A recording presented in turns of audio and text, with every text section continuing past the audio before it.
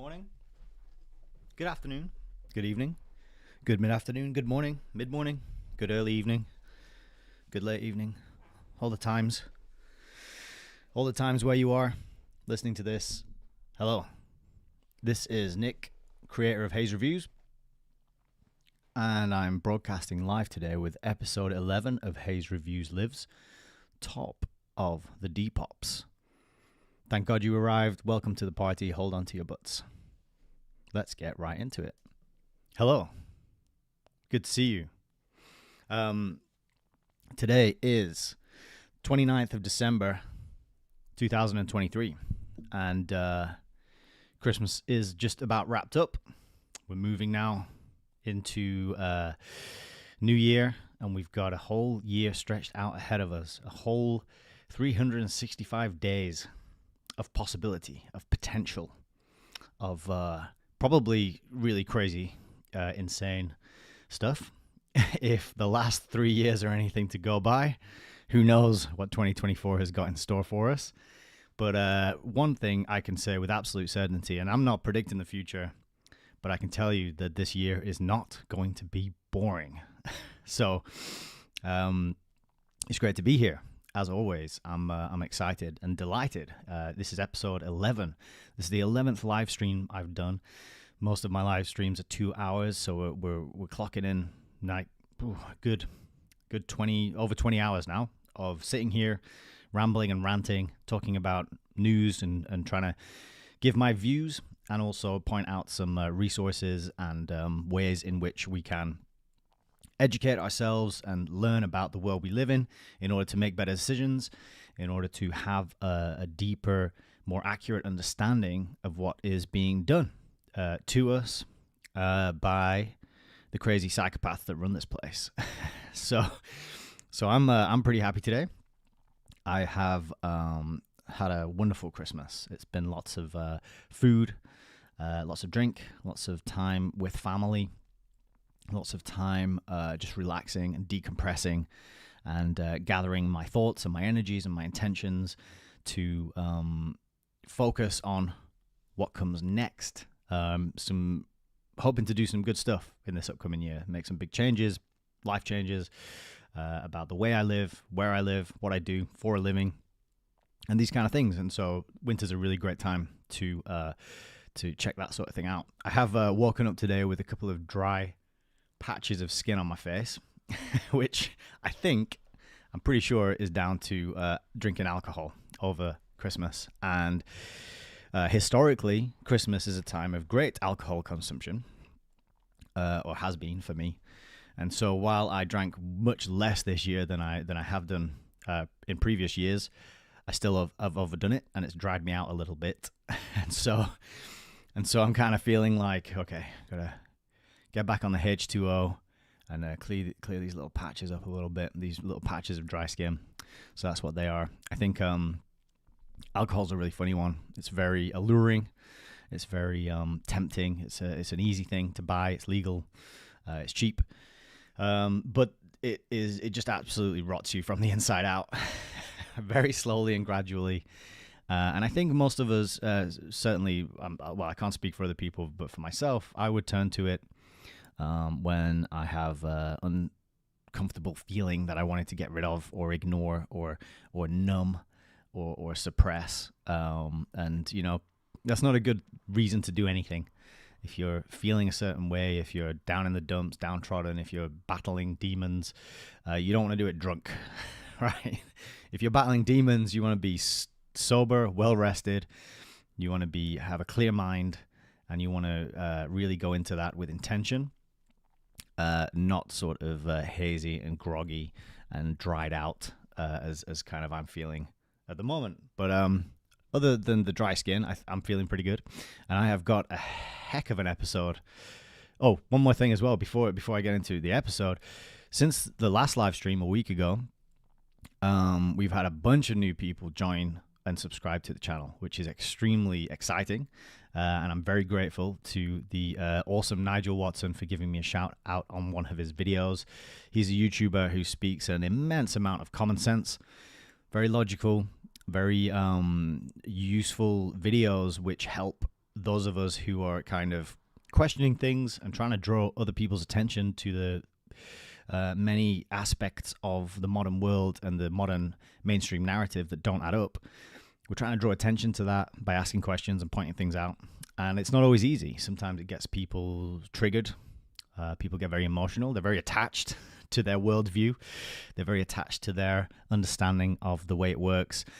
And they don't like it to be questioned, but we need more people to be questioning, to be pointing things out, to be ridiculing things that don't make sense, to be trying to push the needle in the direction of truth and reality and openness and honesty and love and compassion and decency and moral integrity, and try and steer people away from falling into the traps that the modern world is just full of, alcohol being one of them. So I am just a guilty sinner like everybody else. But Nigel Watson gave me a shout out, and that was really lovely. And then a bunch of people came over and left some comments and watched some of my videos. So for the first time, I'm live streaming to I don't know who, because previously I was live streaming and I was pretty sure it was friends and family, people I knew, people from the Autonomy community. And now I have no idea who's out there or where you are or what you're doing, but I'm so glad you're here nevertheless. And that's very exciting to me. It makes me want to do a better job and improve my game and bring more value and just kind of level up what I'm doing here, because it's kind of got a bit of, I feel like I've got a bit of responsibility now. It's quite exciting. So welcome if this is the first time you're catching me live, or if you've come over from Nigel Watson's recommendation or anywhere else really. It's awesome to have you here. So today's episode, let me just refresh. We are episode 11, and this is going to be top of the Depops. So there's an agenda out there, and it's population control. And this is something that has a long, deep and dark history. Many tyrants and kings and queens, and gangsters and mobsters, all these kind of people who jostle and shimmy up to the top of the pyramid. They've always got this problem, which is that there are thronging multitude and masses of people underneath them who could rip away their power and privilege at a moment's notice if they got organized and if they became aware of the scam being played against them. And so for anybody with in any position of power who's trying to cling on to that and preserve it and pass it on to his future generations, he's got to be constantly worried and paranoid and stressed about people waking up and realizing that actually you don't need that much power and wealth and influence and money. And no one human being, I don't think, is capable of wielding all that in a way that is moral and decent. And power corrupts, and absolute power corrupts absolutely is the famous saying on that. And so you've got to keep your populations in check. You got to keep them under control. And there's many different ways of doing this. And this is what we're going to be looking at and focusing on today. So it's not the most upbeat, cheerful topic, especially not at this time of year. But we're gonna kind of dive into some headlines and we're gonna see what was being talked about in a lot of these mainstream outlets, in the run up to Christmas. It's quite telling. At the darkest time of the year, the time when vitamin D levels are low, nobody's getting enough sunshine, nobody's getting enough exercise. Here in England, the weather has been the worst for like 2 weeks straight. It has just been wind, rain, cloud. It's been horrible. I was driving 2 days ago, and just through the clouds across the fields on the left-hand side of the motorway where I was driving, there was a little break in the clouds, and a tiny bit of blue was breaking through. And I looked over to my wife, and I was like, the sky, it's still there. Because we just haven't seen any sky for so long here. And so people are going a bit crazy and staying inside and drinking too much and getting dry skin. But so at this time of year that is challenging, that is difficult, the weather's bad, people are stressed, it's Christmas, it's a lot of pressure, it's a lot of financial pressure, it's a lot of pressure to have a good time and look after people and see family and maybe hang out with people you don't see very often and make a big lifestyle upheaval, to accommodate the season. it can be super stressful and hard for a lot of people. And so, what stories are the mainstream media been putting out there? So that's what we're going to start off with today. We're going to start off with some mainstream stories, and we're going to move through to some writers and resources that are not so mainstream.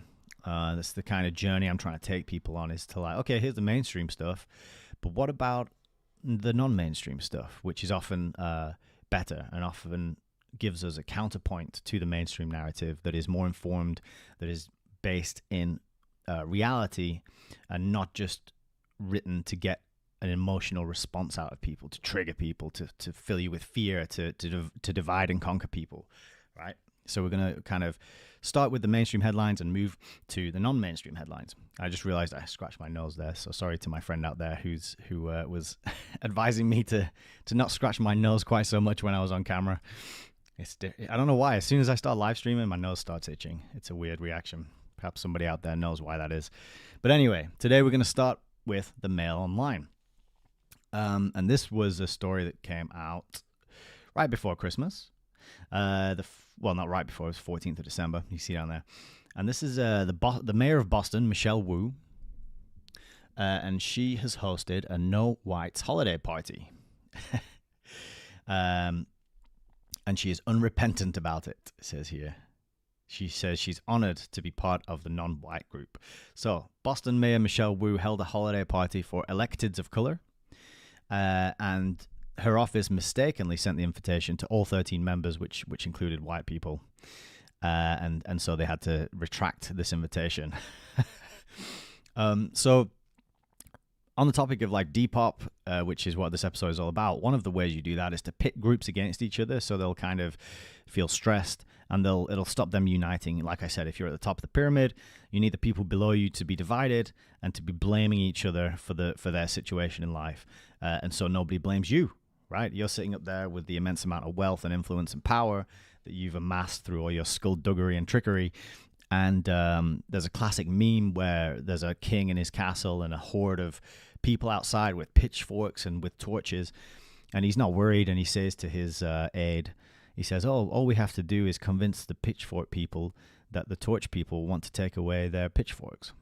And this is classic divide and conquer. So this kind of story and this kind of focus on separating people according to color is designed to do just that. But interestingly, at the moment in the mainstream, it's all about segregating white people, which is very racist, obviously. But Michelle Wu, she was defiant in face of waves of criticism over her administration's elected of color holiday party that was held in a city-owned building on Wednesday. Outside the venue, Wu and Holmes defended the No Whites event and said there are countless examples of representative groups based on race. And here they are all arriving for the party. She looks like she's a little bit shy, maybe. Wu also said the event allows representatives to build coalitions and represent communities, except white people. She added the holiday season is a great time together. We celebrate all kinds of connection and identity and culture and heritage in the city, except white people. Just yesterday, we hosted our official City Hall Hanukkah lighting. Had to get that one in, of course. And we have had tree lightings, and we want to be a city where everyone's identity is embraced and that there are spaces and communities we can help support. So it's the double think. It's the Orwellian do one thing and call it another.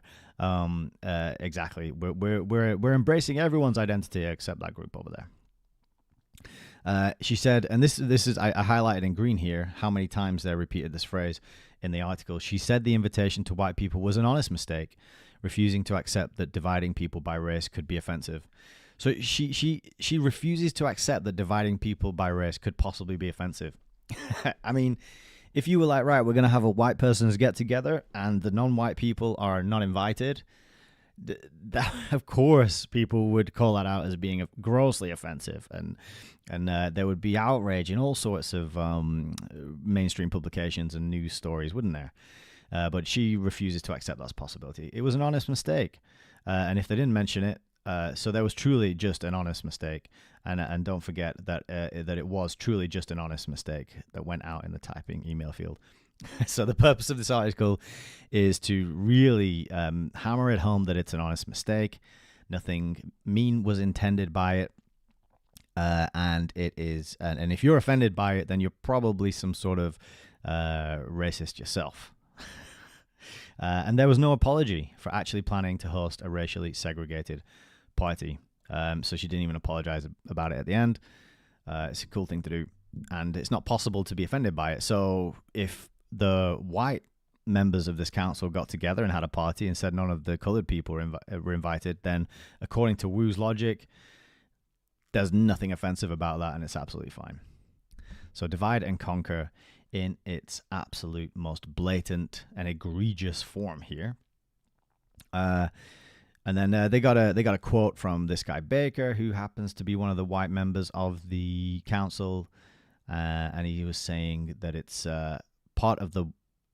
it was part of the wake of the pandemic and a failure to connect at the heart. You're going to have to do much more than not invite me to a party to offend me. Others defended the move. So the black city councillor Brian Worrell said the holiday party was an example of Boston's government reflecting all kinds of specific groups.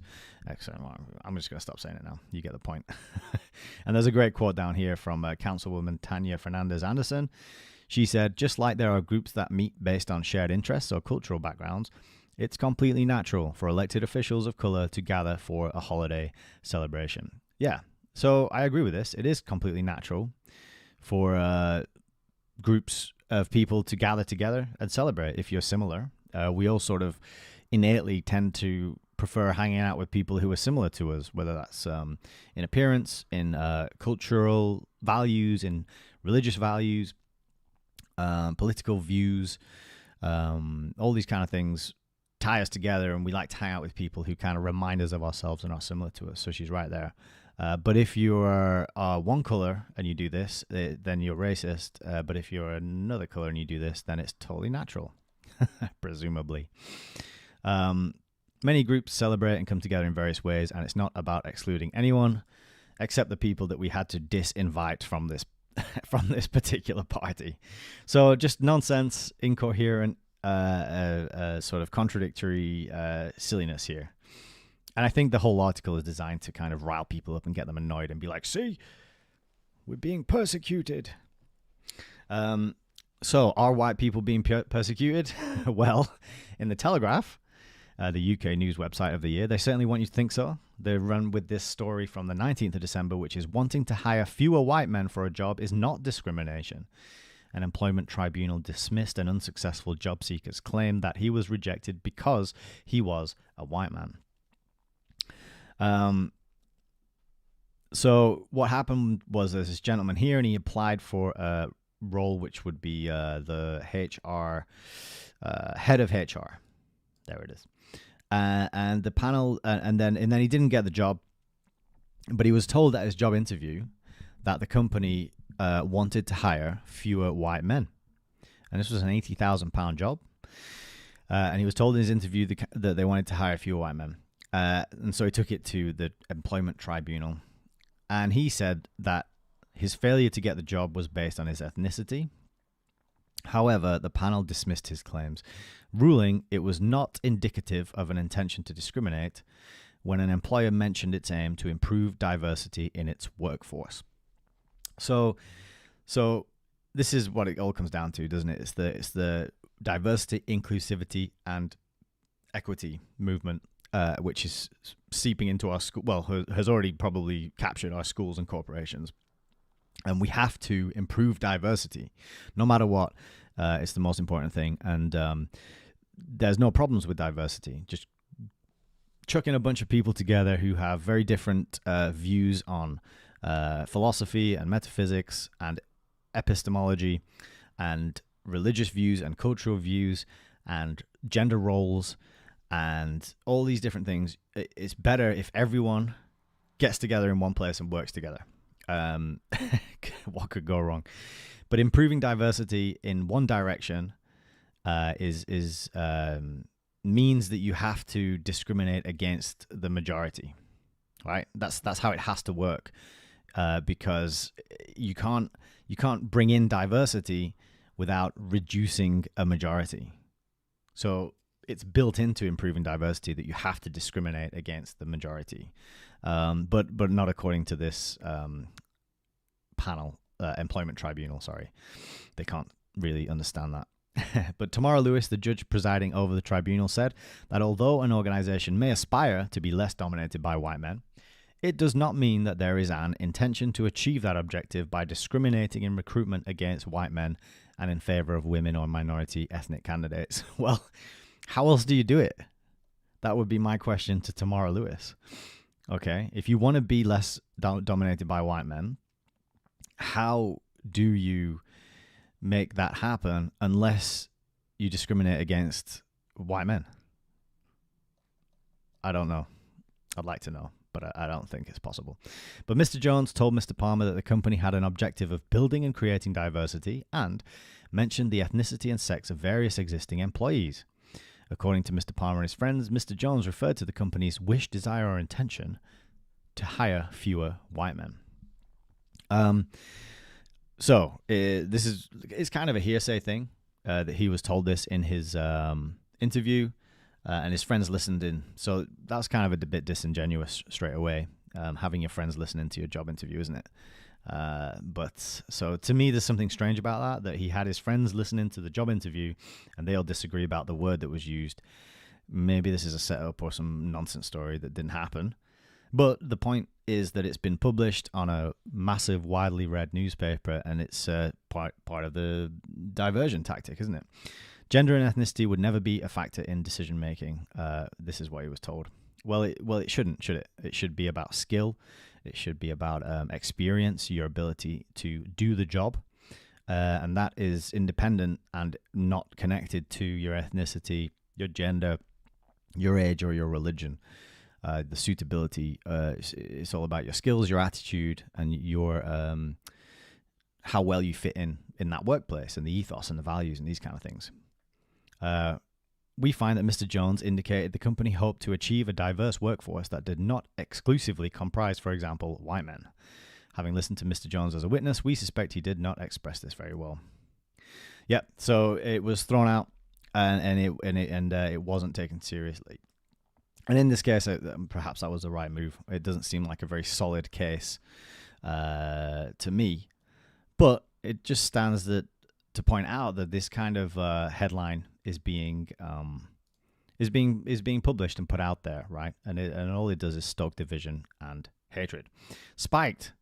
The next article is doing exactly the same thing. So we've got this guy Nihal, and he's been complaining that working with too many white people harms his mental health. So this is a BBC Radio 5 Live presenter, and he claimed that his overwhelmingly white working environment is damaging his mental health. It's really affecting me that I walk in and all I see is white people. The hardest thing is to walk into a room, look around, and nobody looks like you. So I've been a teacher in Asia for many years. I used to walk into rooms where nobody looked like me for a living all day, every day. It's not that hard, Nihal. It's really not. And so the writer of the article, who is Alka Seghal Cuthbert, it's a hell of a name. We get the best names on this show. I'm embarrassed by the way in which he has weaponized his ethnicity to imply the existence of racism in the BBC. And I'm embarrassed by his posing as a victim when clearly, in terms of social status and employment, he is not a victim. This man works for the BBC of all places. He has a high-status job and has just been given a platform at a national journalism conference. He's exceptionally privileged, and yet he's acting like he's a put-upon teenage outsider. I think that's pretty well said. His speech has the unmistakable whiff of the kind of critical race theory light thinking that predominates in Britain's institutions today, including the BBC. So I've talked about critical race theory before, CRT. This is the kind of establishment's philosophy, and it's all based on relativism, which is the idea that you and only you get to create your reality and your values and your morals, and it comes from within, and whatever you believe is correct. It's all about your lived experience, and there is no objective morality or objective reality outside of you. And it's just applying this and pushing it into our schools and pushing it into our workplaces is really just a race to the bottom. So it's good that it's been called out here. What is critical race theory? Well, it's a mode of thinking that insists that racism is institutional and everywhere, that whiteness is a mark of privilege, and that having brown skin automatically makes you a victim. Now, all of this is just divisive rhetoric. Of course, there's differences between people of different colors. They have tendency to be a different religion, tendency to have a different social values and morals and cultural behaviors and cuisine and all this kind of thing. But we should celebrate those differences. No, there's no one better than the other, right? But the whole point of pushing this stuff is to kind of homogenize everybody into Starbucks drinking, Primark shopping, Netflix watching, gray goo of a species. Like, that's the whole point. It's like, we got to get rid of all this racism, which means we have to get rid of all the differences, and everybody has to be the same. And that's just a boring place. You don't want to live in that world. You can read all about it in books like 1984, in books like We by Yevgeny Zamyatin. Check it out. It sounds terrible. But very rightly, he points out that this ideology often becomes a self-fulfilling prophecy. Those who choose to see themselves as helpless victims begin to feel like helpless victims. So this is the victim mentality. Are you put upon by the world? Are you just being cast about by the ocean of reality with no power and no agency and no influence? Is it bad things always happening to you? Then you've got a victim mentality. And it's going to continue to be that way until you start to take some responsibility for your life and yourself and your situation, till you start to grow up and have some, try to act in a moral way, try and act in a way that is honest and decent and reliable and with some integrity. And that's hard. Not a lot of people want to do that. It's a lot easier to sit at home, feel sorry for yourself, and just cry and just keep reminding yourself how terrible and hard your life is and your situation is, when there's probably billions of people out there who have it better than you. And I mean, people have hard lives. I'm not trying to discount that. We all have challenges. We all have our cross to bear. But you can either. But there's always people who have it worse, and there's always people who have it better. No matter where you're at in life, everybody on this planet, there's people who have it worse and there's people who have it better, because you're always in the middle.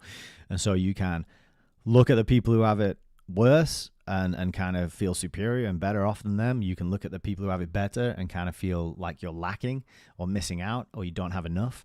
Or you can just look at your situation and really try and improve it and make the best of it. And look at the people around you who you can influence and make things better for them. And just kind of shoulder some responsibility and maturity and demonstrate maturity in this way. It's a much better way than feeling a victim to the patriarchy and the racism that is institutional everywhere and all these privileged white people who, I mean, we're not that privileged. We didn't even get invited to the Christmas party. Makes me angry.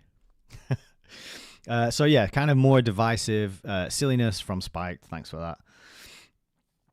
So this is the Telegraph. Moving on. So the divide and conquer is one aspect of kind of population control and population management, if you want to look at it that way, by the predatory parasitic class that kind of operate the place where we live. So divide and conquer is one thing, to stoke these tensions between people who are different from each other, and this is but the kind of this article from the Telegraph here is sort of telling us a little more, revealing a little more truth, right? A lot of these mainstream publications, they'll give you some truth. They're not completely made up propaganda that is totally irrelevant and makes no sense. They will tell you a bit of truth. And here I noticed in the headline a bit of truth was coming through, which is Western civilization is being destroyed from within by forces we can't control. The horrifying truth about woke ideology has finally been revealed. It gives open support to genocide. And for some reason, this is the updated headline, which I actually think is better. The previous headline was, our civilization is being destroyed by a monster that cannot be controlled. So I'm actually glad that they changed this to from within, because it is our academic institutions, our political institutions, our corporate businesses and think tanks and the BBC, media, all these institutions have allowed this kind of critical race theory, woke mind virus garbage to infect and grow from within. So I think that was actually an improvement in the headline.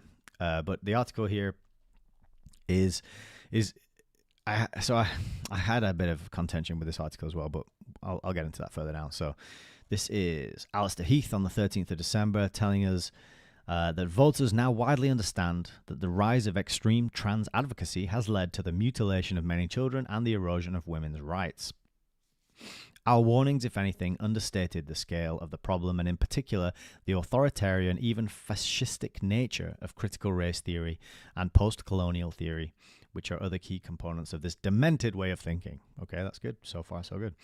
Remember, these are paranoid places, obsessed with microaggression. I think he's talking about universities. Yeah. So he's talking about universities. These are paranoid places obsessed with microaggressions, where truth is subjective, where strict speech codes are imposed to prevent offense, where academics or students can be hounded out for misgendering somebody, and where conservative views are often equated with racism. But when it comes to Jew hate, and only then, they pretend to believe in free speech. Racism is banned, but not if it is directed at Jews or white people or members of any group not deemed worthy of protection. So there is some truth to this, as we've just seen in previous articles. It's okay to, like for this BBC DJ to say, walking into a room of white people makes me feel uncomfortable. If it was a white DJ walking to a room of non-white people saying, going in that room makes me feel uncomfortable, he would be called racist and he would be pilloried online. So this writer is really pointing out something that is happening. There's a unfair, inconsistent way of dealing with racism and the way it manifests and the way it appears and the way it is treated. Because the official doctrine is that it can only go in one direction. But he's saying here that racism is banned, but not if it's directed at Jews or white people. So he's getting into the current thing, or it's kind of not the current thing anymore. It's been going on since October, hasn't it? So it's I think it's still going on, but it was the current thing very suddenly. On the 7th of October, this became the current thing. The woke ideology divides the world into oppressors and oppressed. Jewish people are classified as white or white adjacent and therefore oppressors, and this supposedly gives protesters a green light to chant slogans any objective observer should deem to be supportive of genocide. And the two slogans in question are Intifada Revolution and From the River to the Sea. Now, I don't know the technicalities and the ins and outs of these two slogans, but neither one of them sounds like they're calling for genocide or they're supporting genocide. Okay. Granted, I don't really know what this word means, so maybe that has something to do with it. Revolution, yeah, that does tend to end in, people's heads getting chopped off and this kind of thing. So perhaps this one. This second one, yeah, I don't know. But apparently they are unambiguously seen as calls for terrorism and the wiping of Israel from the map. Now, if you actually look at a map of this country over the last 80 years, you'll see that it grows exponentially pretty much from a tiny few settlements into most of this area. So I think it is probably a little hyperbole to say that these calls are trying to wipe this country from the map. Interestingly, what I did reflect upon and realize when looking at some of these stories is that this current thing, this issue, is being dealt with in a very one-sided way. From all these places, and I think I found out why, but we'll get onto that in a minute. So he's asking the question, why have universities in Britain and America, always so ready to enter the public debate, been so quiet about the horrific rapes of Israeli women? Is it because they are the wrong kind of victims? Well, white people can't be victims, can they? Because they're privileged. But it is an interesting question. And I don't know. I don't know if it's true or not. I don't know if they have been quiet about it. I don't hang around in universities. But he's saying, and I agree with this point, that universities' net impact on society is increasingly negative. I would go one step further and to say that it's almost wholly negative and designed to be that way. And I've probably ranted about universities before on my live streams, but give a bunch of children a load of money and send them off to a city and stick them in a building together and give them discounts on shopping and encourage binge drinking, like at a time where they should be transitioning into adulthood. That's what university is, right? Our young men and women should be making a transition from childhood into adulthood that should be marked by some kind of ceremony or some sort of rite of passage. That's the word. That's the phrase I'm looking for. It's missing from our culture. There's no rite of passage, and instead we just say, have a lot of money, go and live in a dorm room, have no responsibility, have cheap access to cheap alcohol, have access to club nights and party nights 6-7 nights a week, and have to do a bare bones minimum amount of work for 3 years and get into loads of debt and come out the other side of it perhaps less employable than you were when you went in. Right? That the impact of that whole process and system on society is like it staggers me to try and think of the impact that has, because I went through it. Brothers and sisters, family members, friends of mine all went through it. And unless you're going to be a dentist or a surgeon, or you have some vocation or job lined up which requires a degree, then you're really just wasting your time. And you're wasting very precious time that you could be learning a skill or a trade or getting some real world experience on the job. Or you could even be building a family. You could be saving money instead of getting into debt. You could be improving your health instead of ruining it with alcohol and all the other substances that are made readily available to students in universities. So I think I agree with that sentence there. I think it's a very key sentence. But those reasons that I just laid out are not what he's focusing on here. What this writer is focusing on is saying that the reason universities are increasingly negative impact on society is because they won't condemn Hamas. I think that's basically what he's getting at. The absurd hierarchy of victimhood is also why many intelligent people still look up to the morally bankrupt United Nations. Okay, that's also a sentence I completely agree with. Palestinians are the only people for whom refugee status is automatically passed down through the generations, ensuring that their grievances can never be resolved and the UN bureaucracy can keep its gravy train on the road. Now, this sentence stood out to me, and I highlighted it because I thought we could kind of invert it a little bit, and we could say Israeli Jews are the only people for whom victim status is automatically passed down through the generations, ensuring that their grievances can never be resolved and the bureaucracies can keep their gravy train on the road. And it applies, but it cuts both ways. And I've got a documentary to show you which backs that up. If that sounds kind of a weird thing to say to you, hang in there. I think the next 2 tabs on, I'm going to show you a documentary. So reading this, and over the last few weeks that I've been doing live streams, I've noticed this kind of very pro-Israel leaning of the coverage of what's going on in the West Bank in Gaza at the moment. And I've noticed it and I haven't really commented on it that much because I also get the other side of things from places like Last American Vagabond. So this is not a mainstream source, but is one of my favorites, and I'm going to highlight The Last American Vagabond and show you why. Cristian, who runs this website, is one of my favorite people to get news from. So just to sort of counter this mainstream narrative over here that we've been looking at from like the likes of Spiked and The Telegraph and Daily Skeptic, Last American Vagabond comes in and kind of paints the other side. Now, there's horrific things going on both sides of this conflict, of course. Conflicts are never good guys versus bad guys. It's always people who think they're good guys against people who think they're good guys. So conflicts and wars are always good guys against good guys, right? Because unless you convince your soldiers and your freedom fighters and your rebels or whoever, unless you convince them that they're the good guys, they're not going to go and fight. There's a classic sketch with where the comedians are dressed up in Nazi uniforms and they're sort of standing around, and he says, "Hang on a second, are we the bad guys?"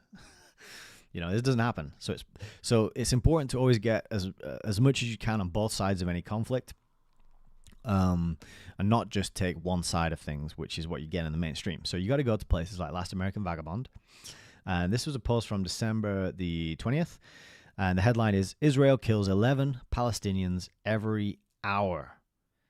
Azov in Gaza, and Israel still refusing full hostage exchange. So this is showing you that the role Israel are playing in this, and the things that they're doing that are kind of shady and immoral and messed up, is not just a one-way street.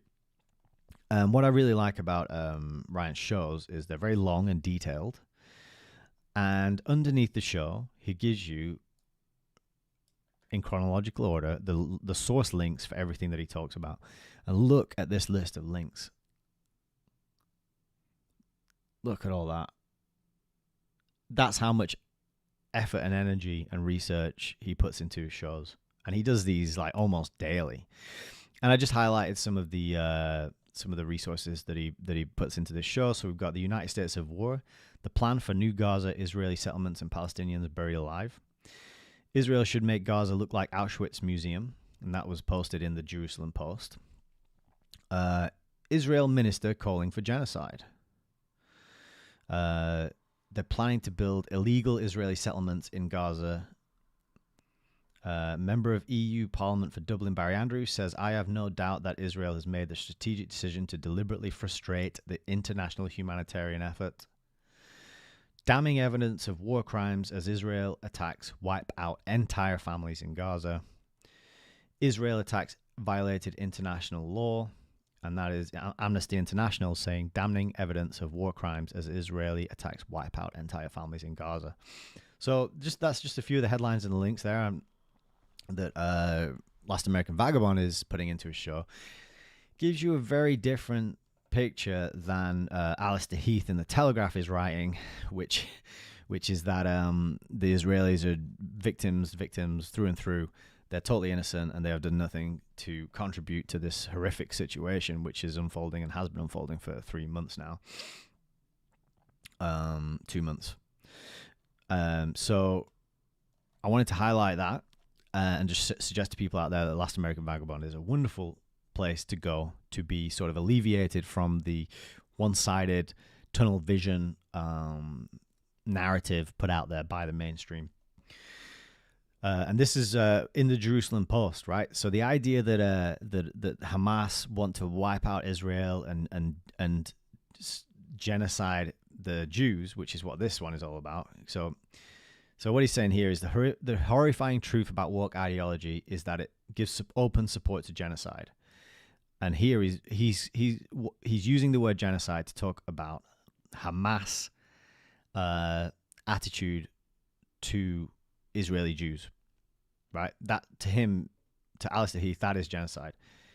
But actually, you have the head of the Metula Council literally calling for genocide, literally saying we should make Gaza look like Auschwitz, right? So representatives of the Israeli regime are literally openly calling for genocide. You see, so it's very complex, and you got to dive into the terms and really read the articles and look at the details and read between the lines to get what people are referring to, because a lot of words are emotive, they fire us up, they get us incensed and full of rage, and we might be just being manipulated emotionally. So that's another interesting article to look at, that yes, Israeli council members are actively calling for genocide. And so this is a website that I stumbled across when I was just doing research for the show, and it makes sense of why there's a very pro-Israel, one-sided view of things in the news and the mainstream sources that I've been looking at recently when making my live stream episodes. This is the page called the October Declaration, and the website is britishfriendsofisrael.co.uk. And this here is a picture of, it's quite dark, it's hard to see, but I think it's the Houses of Parliament down in London. And they've covered the Houses of Parliament in the colours of a flag of a foreign nation. Now, to me, I'm thinking, like, you would do that if you had conquered the nation, maybe. If, you go to their main building, which is the seat of political power and influence, and shine your flags and your country's colors on that building. To me, it seems more like it's not a, they'll say, oh, it's just it's solidarity, but is it really because of solidarity, or is it because we've been sort of taken over or influenced or infiltrated or something like that? You could read it either way. But this website, britishfriendsofisrael.co.uk, is a group of concerned British citizens and residents from a wide range of backgrounds and professions who stand in solidarity with British Jews, condemn all forms of anti-Semitism, whether in Britain or elsewhere. While we respect the right of all groups to engage in peaceful protest, we urge the police to enforce the law without fear or favour. So what they're saying here is, we respect the right of all groups to engage in peaceful protest, except the people who are protesting against Israel.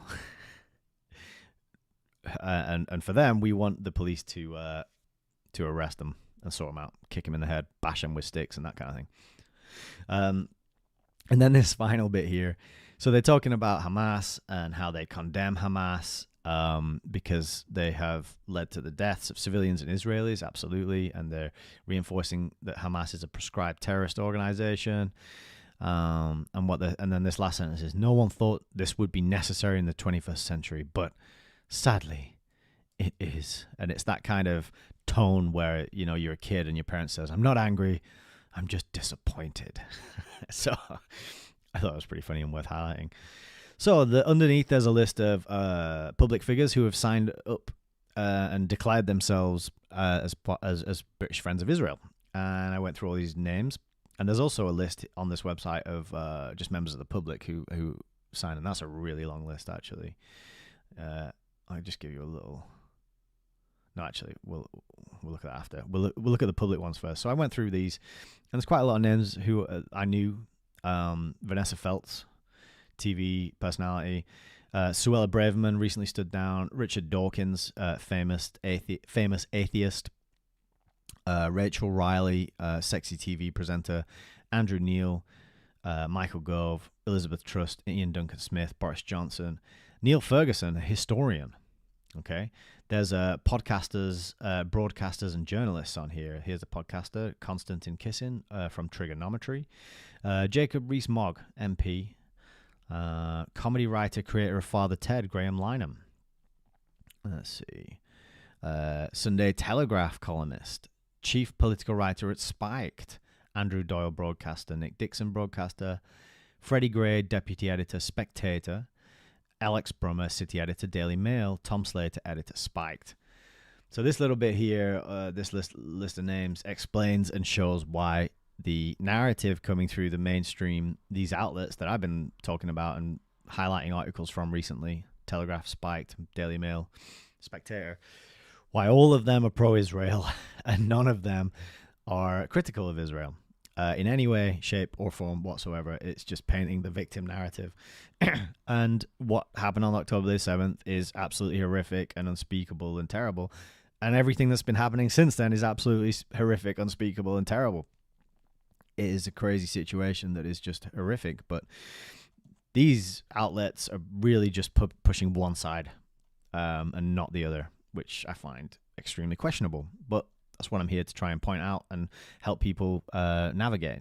Interestingly, Kate Rothschild, has also signed this. That name stands out and should stand out to anybody who's trying to understand how the world works. So I did a quick search on her, and she's been banned from driving for 6 months for using a phone in a car. Lionel Shriver, author. I've used her articles on this show before. Mark Dolan. Let's see, harpsichordist.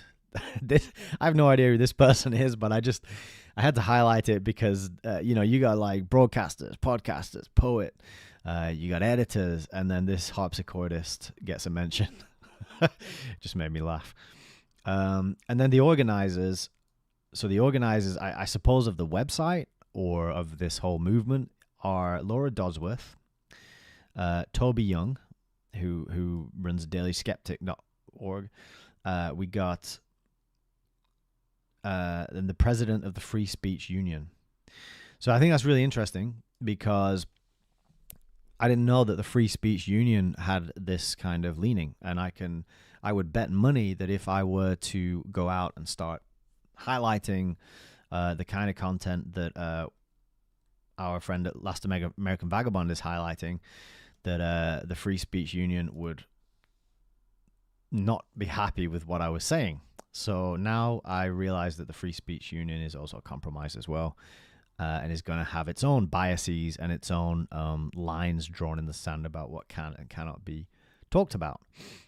All right, so I hope that was useful. The last thing on this topic I wanted to bring to you was this documentary here, which is called Defamation. And you got to go to BitChute to see this. You can't get this on YouTube, I don't think, anymore. And this is an hour-and-a-half documentary. And let's see if we can read underneath here. No, we can't. I tried to highlight this little blurb box, and it just messed the whole thing up. But Defamation is about, it's a Jewish filmmaker, and he goes around Israel, and the whole thing's pretty much all of it's subtitled, so you got to be able to view it, so you can read the subtitles, and unless you speak, Hebrew. But what he paints, the picture he paints is of how children and people born in Israel are themselves subject to mind control and propaganda. And they're given a narrative about their identity, their national identity, their religious and cultural identity, and it all rests on victims. It all rests on being persecuted and being victims. So as we spoke about in a previous article about how the victim mentality perpetuates, if you buy into the victim mentality that you are a victim and everybody's out to get you and the world is out to get you and nature is trying to kill you, and then you exist in a place where all you ever see is hostility, all you ever experience is negativity and suffering, and it becomes a self-fulfilling prophecy. So on a bigger scale, this is what is happening to many Jewish people, not all, but many. And they are being implanted with this victim consciousness and this victim mindset, and then it becomes a self-fulfilling prophecy.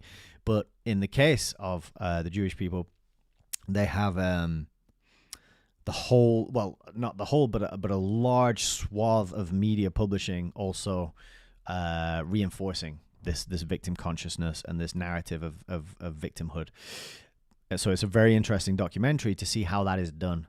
And it involves forcing young people to travel to Auschwitz and forcing young people to look at horrific pictures of dead bodies and to be exposed to horrible narratives about how their ancestors were treated, just to really hammer that home that the world hates you and the world is against you, and you have to be fierce and you have to be aggressive in your defending, and the best defense is offense kind of thing. So resource there for you. That'll be in the links below the video. All right, so we're moving on a little bit now. That was kind of a whole tangent that just popped, that just came out of this one article. So I hope that was useful and shed a bit of light and gave you some further resources for further reading and learning. So now we're getting into back to the Depop. So the first part of the show that we just wrapped up, that's kind of all about divide and conquer.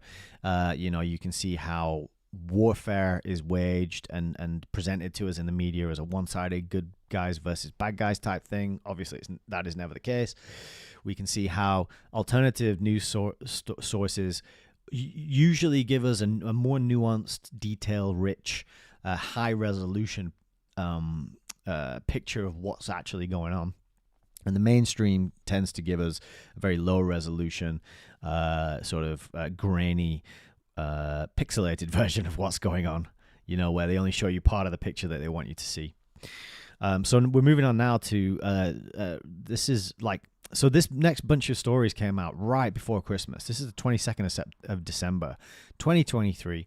This is the either the day of or the day after the winter solstice, where the days start to get longer again after they've been getting shorter and shorter. And I found it very interesting that these outlets started pushing all this stuff at the same time. So the headline here is, what's the real cause of falling birth rates? So at a time where everyone's starved of sunlight and is kind of down, doesn't have enough vitamin D, hasn't been getting as much exercise or sunshine, let's push some alarmist stories about the falling birth rates. But I think this is indeed an actual problem that is happening. So what does he say? So he's talking about a debate about falling birth rates that was held in Westminster.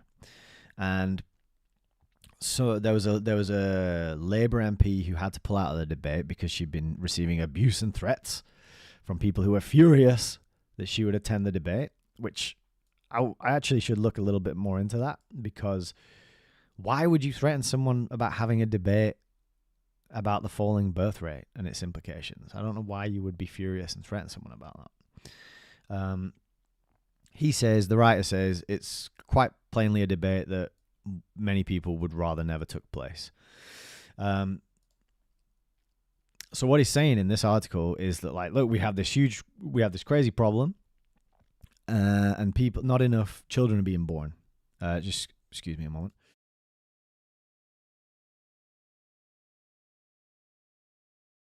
And this is not just happening here, it's happening in a lot of different places. But the main message of the article is, but I'm not sure that anything can be done to change a trend which reflects changing priorities. The main message of this article here is that nothing can be done about it. What are you going to do, as Tony Soprano would say? What are you going to do indeed? I can think of loads of things you would do, but this guy can't.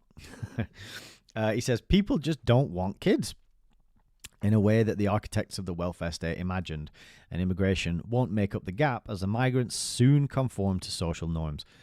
That bit I'm really not sure about. I'm not sure migrants do conform to social norms, and certainly not quickly.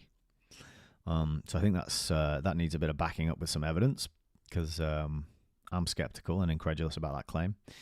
I'm also skeptical and incredulous about this claim that people just don't want kids. I think people do want kids, but they've been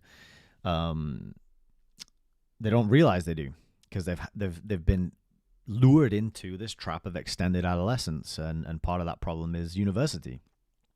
Be carefree, do not take on any responsibility, do not think about the future, just focus on month by month, when's the next party, when's the next deadline, and keep doing that until you're in your early 20s. So I think he's really not giving you the truth about why this situation has occurred in the first place. But he gives you some data, which is actually quite scary. And this is Italy's birth rate. You can see it plummeting from 1 million down to almost 600,000. And he's kind of he's talking about populism, and he's saying populists the world over are embracing nativism and immigration as a theme. Germany has the lowest birth rate across Europe. On the one hand, this is due to an increase of childless families, and on the other hand, it is due to a decrease of large families.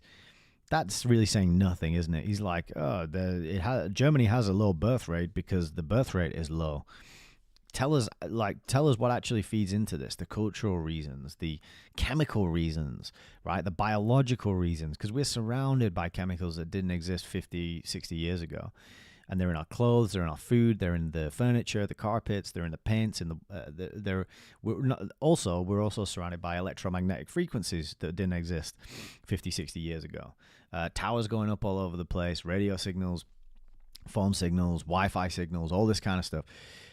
This, all these things feed in to human biology and the way people act, the way people interact, right? Social media is another one. Technology is another one. He doesn't talk about any of these things, any of these massive, crazy changes that have happened in the last, in my lifetime. I'm 37 years old. In the last 37 years, when I was a kid, I was out climbing trees, riding my bicycle around, playing in the dirt. 8 years later, children were just playing on Nintendos, and never going out, never getting dirty, and never going to interact. And then the last 3 years, we've had lockdowns and face masks, which has just been another crippling blow to young people's development. None of this is talked about in this article, and for that reason, I think this article is actually kind of shit.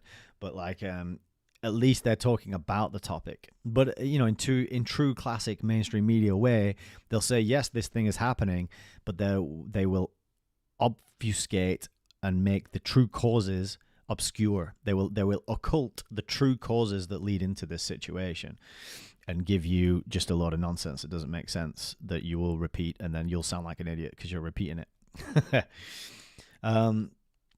So he's asking, do childcare costs discourage larger families? He says they might. I mean, of course they do. If you can't afford to have children, you're not going to have children.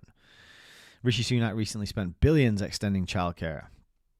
Well, look, I think the problem isn't to spend lots of more money on childcare. The problem is that one income should be enough to support a family. That's the problem. And it's not. So we got childcare costs versus fertility rate. Net childcare costs as a percentage of the average wage versus total fertility rate. And you can see quite here that, I don't know who cropped this graph, but they've done a really bad job. But for some reason, Israel is right there, front and center, foremost, with a high fertility rate of 3.0. In the UK, the population replacement level is 1.57. The UK, right. So the population replacement level is 2.1 kids per woman. I should say woman, not women. So we need every woman to have 2.1 kids on average, and that will maintain the population level. In the UK, it's 1.57. And they predict it's going to fall 9% over the next 9 years. If class sizes stay the same, this will mean a corresponding drop in schools and teachers. Number of pupils at state secondaries, they're predicting an absolute. So it's peaked in 23-24, and they're predicting a complete drop off. So a third of Japanese 18-year-olds will never have children. Hungary has well-publicized success reversing birth rate decline after expensive subsidies. It's interesting, actually, this point 7. He says Hungary has had a success by subsidizing. It boasts about it in its regular Budapest demographic summit. But those who think this means cash is the answer need to explain South Korea, which has spent $200 billion since 2006. And their fertility rate has declined by 25%. So again, it's hopeless. Even if we throw money at it, it's not going to work because look, South Korea.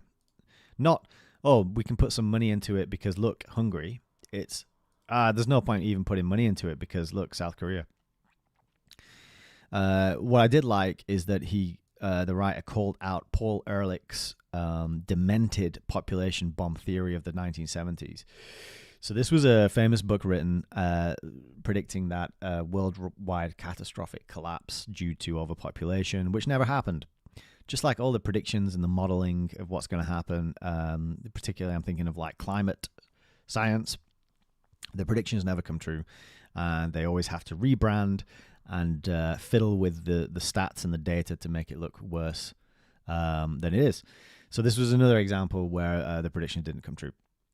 So I was glad that they called out the demented population bomb theory. I'm in agreement with that. So pretty scary stuff. And last point 10 is eco-anxiety could be part of the rising no kid culture. Yeah.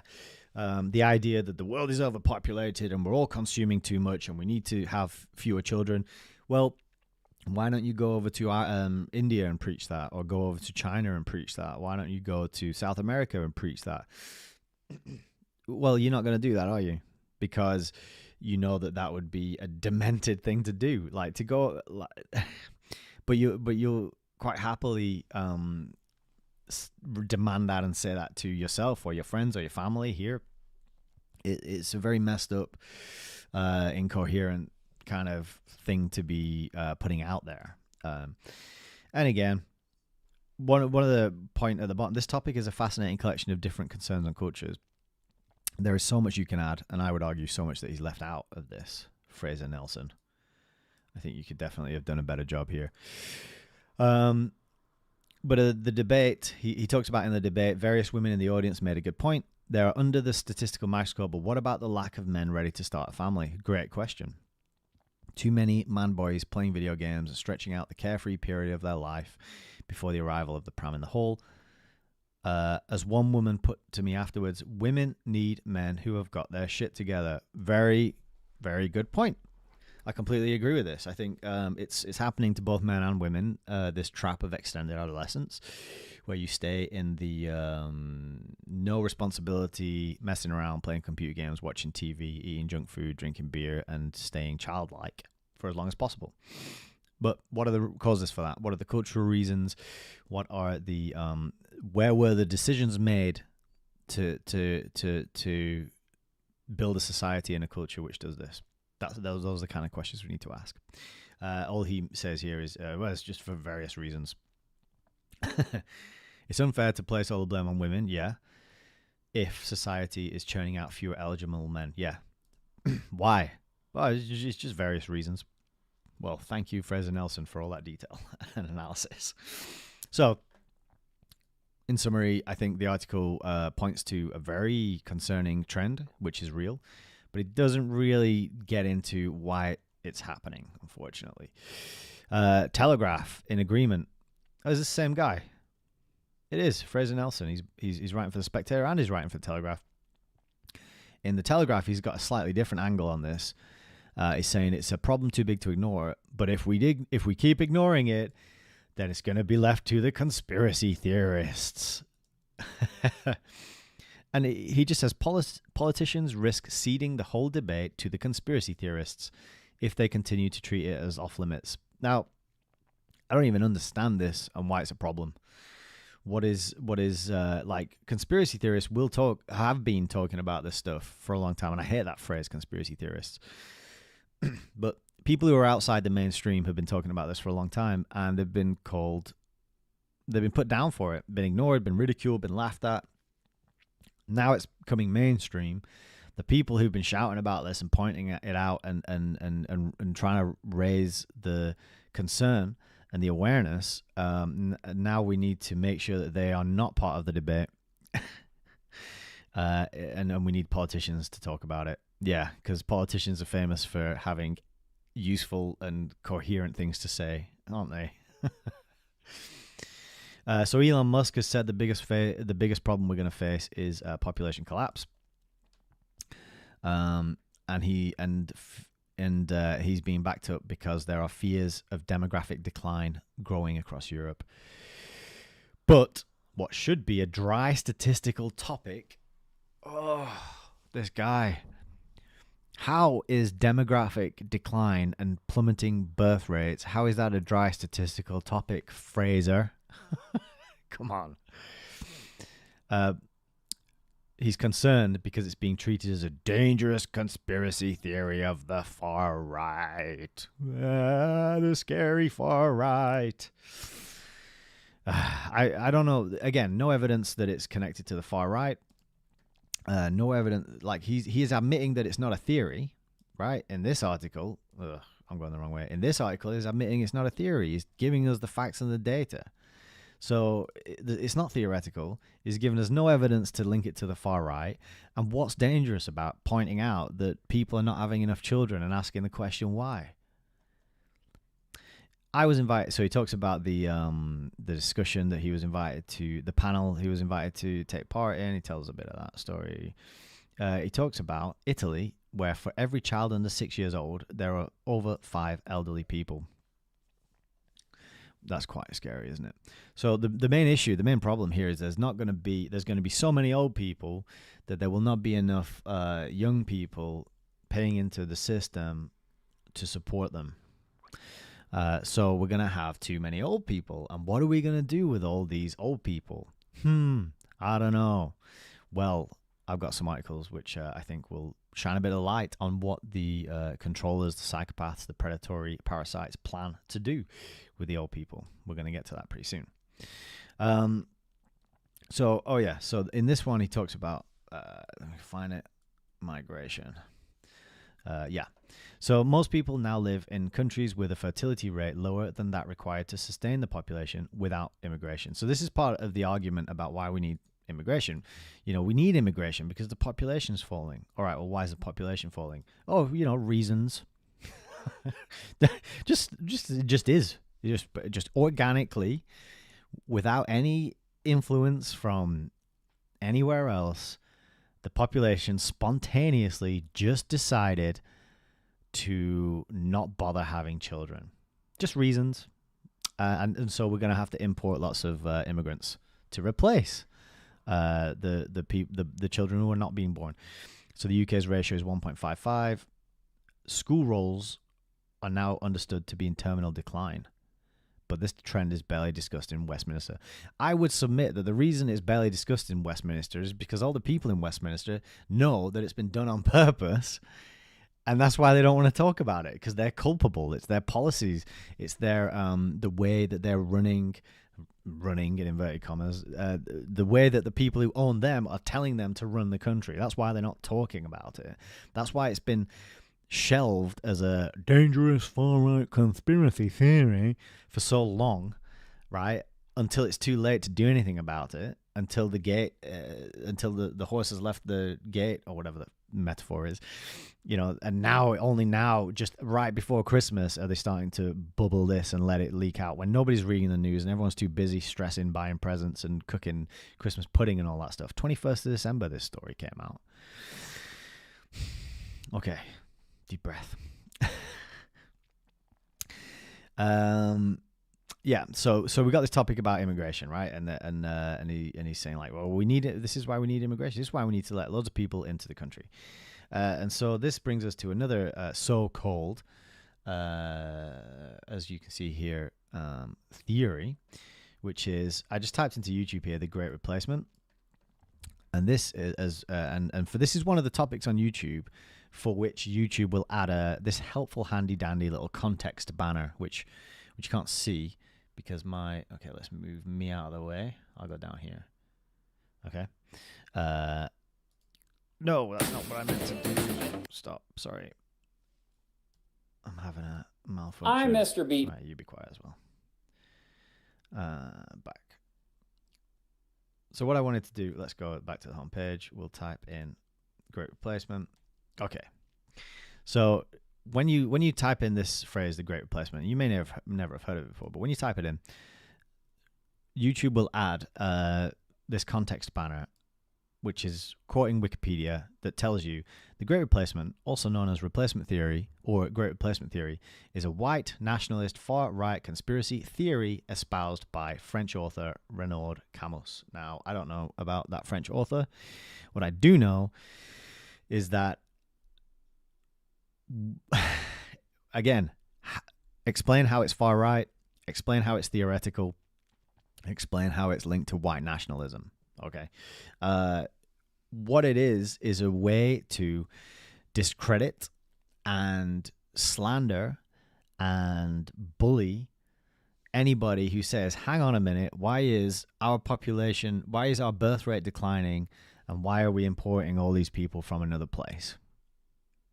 And, you know, it's not talked about in Westminster because it's just reasons, just stuff. It just happens. But this is just one of the, I just wanted to highlight this because it's one of the topics that YouTube deems necessary to correct your thinking on. So if you go out in search of the grace replacement to learn a bit about it, you're not going to get any good information on YouTube because YouTube is shaping and molding what you think about it right there automatically. And you can't turn these things off. You can ask why I'm seeing this. But you can't turn these things off. And there's about 20-25 topics that YouTube does this, where it adds a context banner, and it's not a context banner. It's a wrong think banner. It's a warning. It's a shot across the bow. It's like, don't go down that path, because if you do, you're going to be a white nationalist, far right conspiracy theorist, and everybody hates those, and they're the main problem in the world, right? So it's to correct your thinking. It's to steer you down a path, and then look at some of the videos that they give us. Theory, great replacement theory. Well, yeah, conspiracy theory, theory explained, manipulative propaganda, right? Well, I would just submit and ask and request, why don't you take a look in your neighborhoods or your towns or your certain cities, particularly in the UK, but in other countries as well. Have the demographics changed over time? Does the place look exactly as it did when your granddad lived there, for example, or your grandparents, or your parents even? Is there some sort of shifting taking place? Like, it is openly admitted in the UK that London, Manchester, and Birmingham now have white people as a minority in those cities. There's other towns and places where that's true as well. But there's no great replacement going on. There's no we have to allow this to happen because we're not having children because of reasons. So it's all very sinister and very strange. I'm not claiming anything either way. I'm just saying that there's a very interesting trend that these things are being brought up to us around Christmas time. And so another thing that I've talked about on this channel before is the Kalergi plan. And Kalergi, far right, anti-Semitic, white genocide conspiracy theory. Well, read his book, make your own mind up. Okay, don't just believe off the bat whatever Wikipedia says, because why would you? Anybody can edit it. It is the perfect tool for manipulating people into believing what is approved by the predatory, psychopathic, parasitic would-be controllers of the world, right? So have a look at the Kalergi plan. This is in his book, which you can read for free online, Practical Idealism. I've quoted from this in a previous show. And again, I'm not saying there's anything to it, but I'm saying look at what has happened. Look at what is happening. Look at what is admitted. Make your own mind up. Now, this article I came across, which was very interesting and feeds into this, and just give me a moment.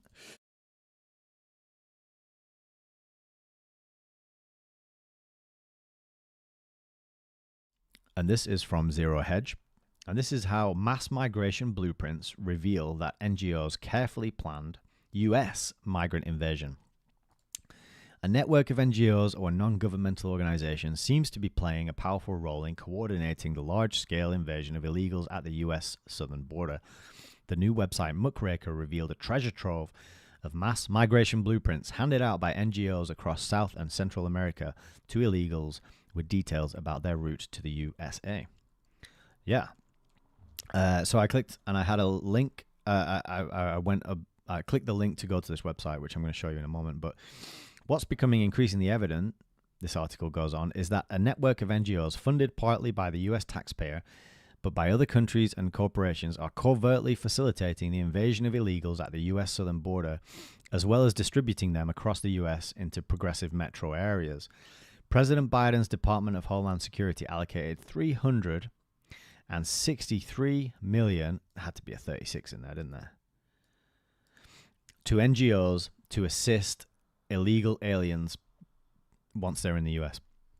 So they're doling out money to give to people who arrive into the country illegally. A lot of NGOs are helping Biden open the border to unlimited illegal crossing, right? Because this is what would happen, right? If you give a lot of money to NGOs for assisting illegal aliens, then the NGOs, it's in their interest to encourage more illegal crossing, because they get more money when there's more illegal aliens. So it just perpetuates, encourages, and rewards that situation. So they're going to want to increase the amount of illegal crossing coming into the country. And the president is approving that and funding it with money collected through fraud and coercion. The website Muckraker here has the maps, which I will link underneath, and you can have a look at these. But this sentence right on the money: the collapse of the U.S. southern border is a result of a carefully planned and deliberately executed industrial mass migration program. And then these maps here, I mean, look at these. These are extremely well made. They're in the right language, and they're giving you the maps laying out. So this is map 1. This is telling you the freight trains that US-bound illegal aliens ride on top of to reach the border. And this tells you the routes through Mexico. So this one's distributed by the Red Cross. And this is also freight train routes and advice on navigating the mass migration trail. So the Red Cross is also hoovering up that money and encouraging this to take place in America. And then lots of useful information: how to stay safe and well when migrating, keep in contact with your family, know your rights. I mean, when's the last time Native people were educated and taught about their rights, really, properly? From school, you get that in school when you're at a young age. But you know, arrive in our country illegally. We'll teach you all about your rights. We'll teach you the correct things to say, how to get to where you need to go, how to get support and money. This one is the United Nations. So the United Nations International Organization of Migration. So the United Nations is in on it as well. And this shows various commissions and consulates across the country of Mexico. So this is where you got to go to get your emigration process underway. Doctors Without Borders also handing out maps and support and information, encouraging migration in this way. Okay, so that's going on. So is it a theory? Is it theoretical? Is it is it a conspiracy? It's definitely a conspiracy, but it is not theory. Okay, so moving on a little bit now, we've looked at the divide and conquer tactics of the mainstream media. We've had a little look at migration and falling birth rates. This is unheard, and Ella Whelan posted this article December the 5th. So it seems to be December that all these things are coming out. But this one is the NHS cult of natural birth. Women are being denied crucial medical intervention. This is a really strange article to me because it's all about childbirth and it's all about how women are treated by the NHS. So on one of the things this does, it slags off the NHS. 2/3 of NHS maternity units are not safe enough for women giving birth, according to the CQC, which is the Care Quality Commission. And 1/4 deliver a high risk of avoidable harm to mother or baby. So that's outrageous for the amount of money poured into it and the amount of money taken from us under threat of imprisonment. You would think the very least, the most important function of the NHS would be to safely deliver babies into the country, but that is being allowed to falter, and tells you a lot. So for many, some really weird, right? I mean, yeah, they've put the feminism link on this article. I think that's spot on because feminism is so anti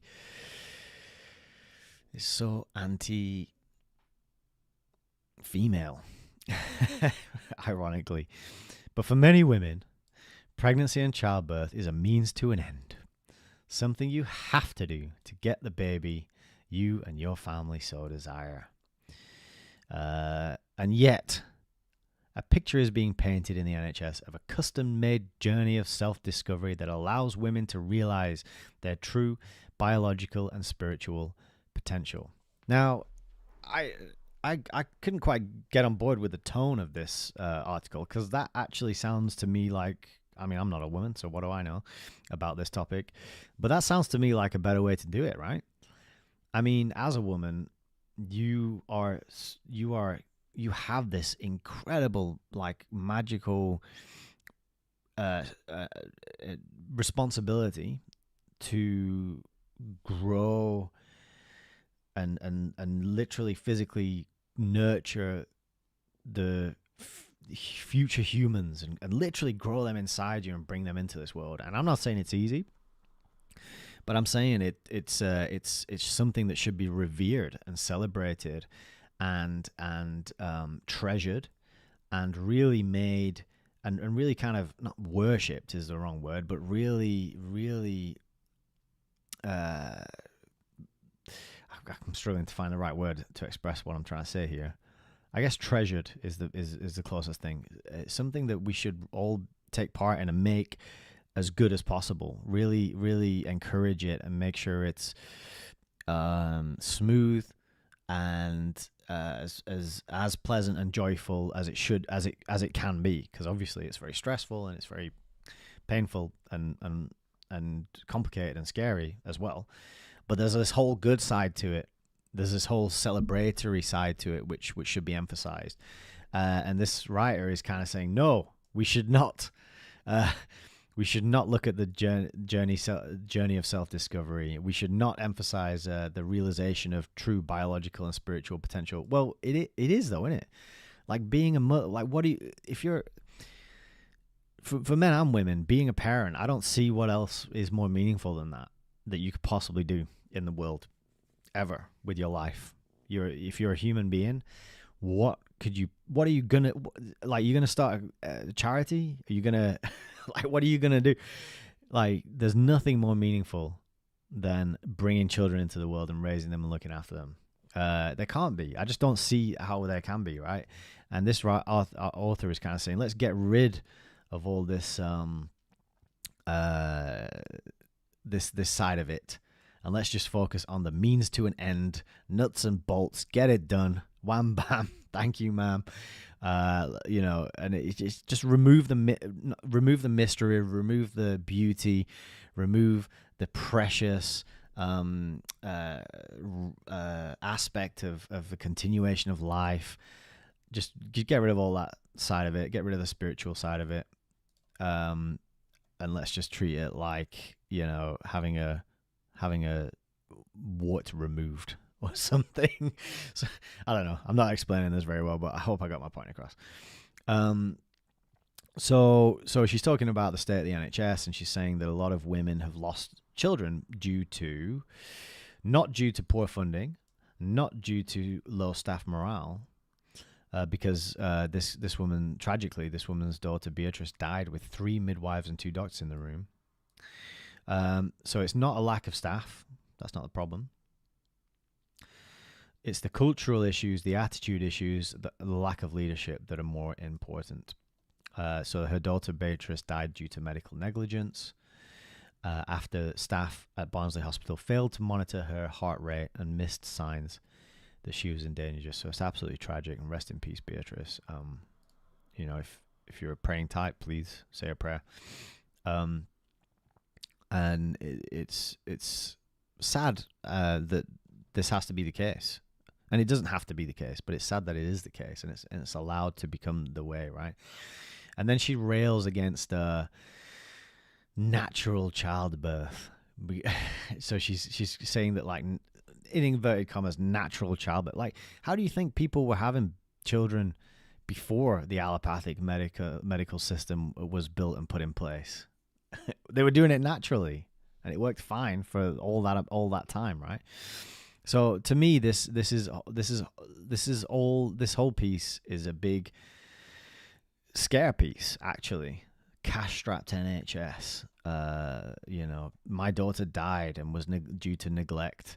They're trying to push us towards a natural way of doing things. We have a right to have an unnatural birth. Right? That's what she's basically implying. She's like, don't you dare make me have a natural birth. I want an unnatural birth. I have the right to have an unnatural birth, right? It's just bizarre. It's upside down, back to front, bonkers world. But it feeds into the depopulation, and it feeds into this whole view of the collapse of the populations, right? Because it's scaring women into, I don't want to go to the NHS to have a child. That sounds scary. I'd rather just, I'll just get a cat and watch Netflix and cuddle my kitten all night, and that's an easier way. Because this sounds very scary and messy, and they might force me to have a natural birth, and I want to have an unnatural birth. So, I know a midwife. I know a midwife very well. I met her in Autonomy, and her whole job is natural birth. And she would go around and she would coach mothers, and she had a really high success rate, not 100%, but up there, if I recall, 80, 90%, where she coached and helped women give birth at home. No doctor, no hospital visits necessary. And what could be better for a child to come into the world in your home, surrounded by the objects and the energy and however you've decorated and designed your home, your child to come into the world into your home, rather than a clinical, brightly lit, noisy, overwhelming environment full of beeps and sounds and artificial light, sterile, like that is the unnatural way. And it could be done so much better. And I know that firsthand from talking to a midwife who does this for home with a great degree of success. And she's a wonderful person with a big heart and an incredible amount of life experience and love. And that just reminds me I should get in touch with her, actually. So that's a note to myself to reconnect. So yeah, this whole thing, I think, is to just scare women and freak them out and make them feel bad for wanting to do things naturally, and make them, it's like slagging off, it's complaining about the NHS while at the same time arguing that more women should use the NHS. So it's a kind of double think narrative that Ella Whelan is trying to put out there. So screw you, Ella. I think you're a moron. Okay, unheard. We have Peter Franklin, and he's saying, all I want for Christmas is a rise in birth rates. And he's arguing that the church should emphasize the joys of parenthood this year. Yeah. Well, he's talking about the religious and the secular versions of Christmas. And Christmas can endure among those who don't believe in God, but it cannot survive if humanity stops believing in itself. And he talks about this year's birth rate statistics. The bad news is that the downward trend continues across the developed world and can no longer be blamed on the effects of COVID and lockdown. The fact is that modernity leaves ever less room for children. There's a baby drought, and in the decades ahead, the welfare states will go bankrupt. Who would be willing to lead such a conversation? Not our politicians, because they're the ones who've created the situation. Not our business leaders, because they're the ones who profit from it by making sure they can continue to sell toys and TV subscriptions and holidays and alcohol and drugs and clothes to an increasingly infantile adult population, psychologically infantile, even though they are in their late 20s, early 30s, going into late 30s and 40s now. So he's arguing that it should be the religious leaders. Now, I don't know what you think about that, but I think spirituality is neglected in the modern world. I hear people very casually and easily and with a sort of blasé attitude, oh, God's not real. How do you know? Have you really investigated all the arguments for a creator? Have you really gone into the teachings of the different religious and spiritual systems in the world? Have you really falsified them thoroughly and completely? No, you haven't. You've just been indoctrinated with a worldview that's come to you via probably the television, and you've just accepted it without questioning it. And I think that's dangerous. And now many people don't have any kind of spiritual dimension to their lives or to their understanding of the world, and it shows. Talking to spiritually dead people is kind of like, in a way, it's like talking to foreigners.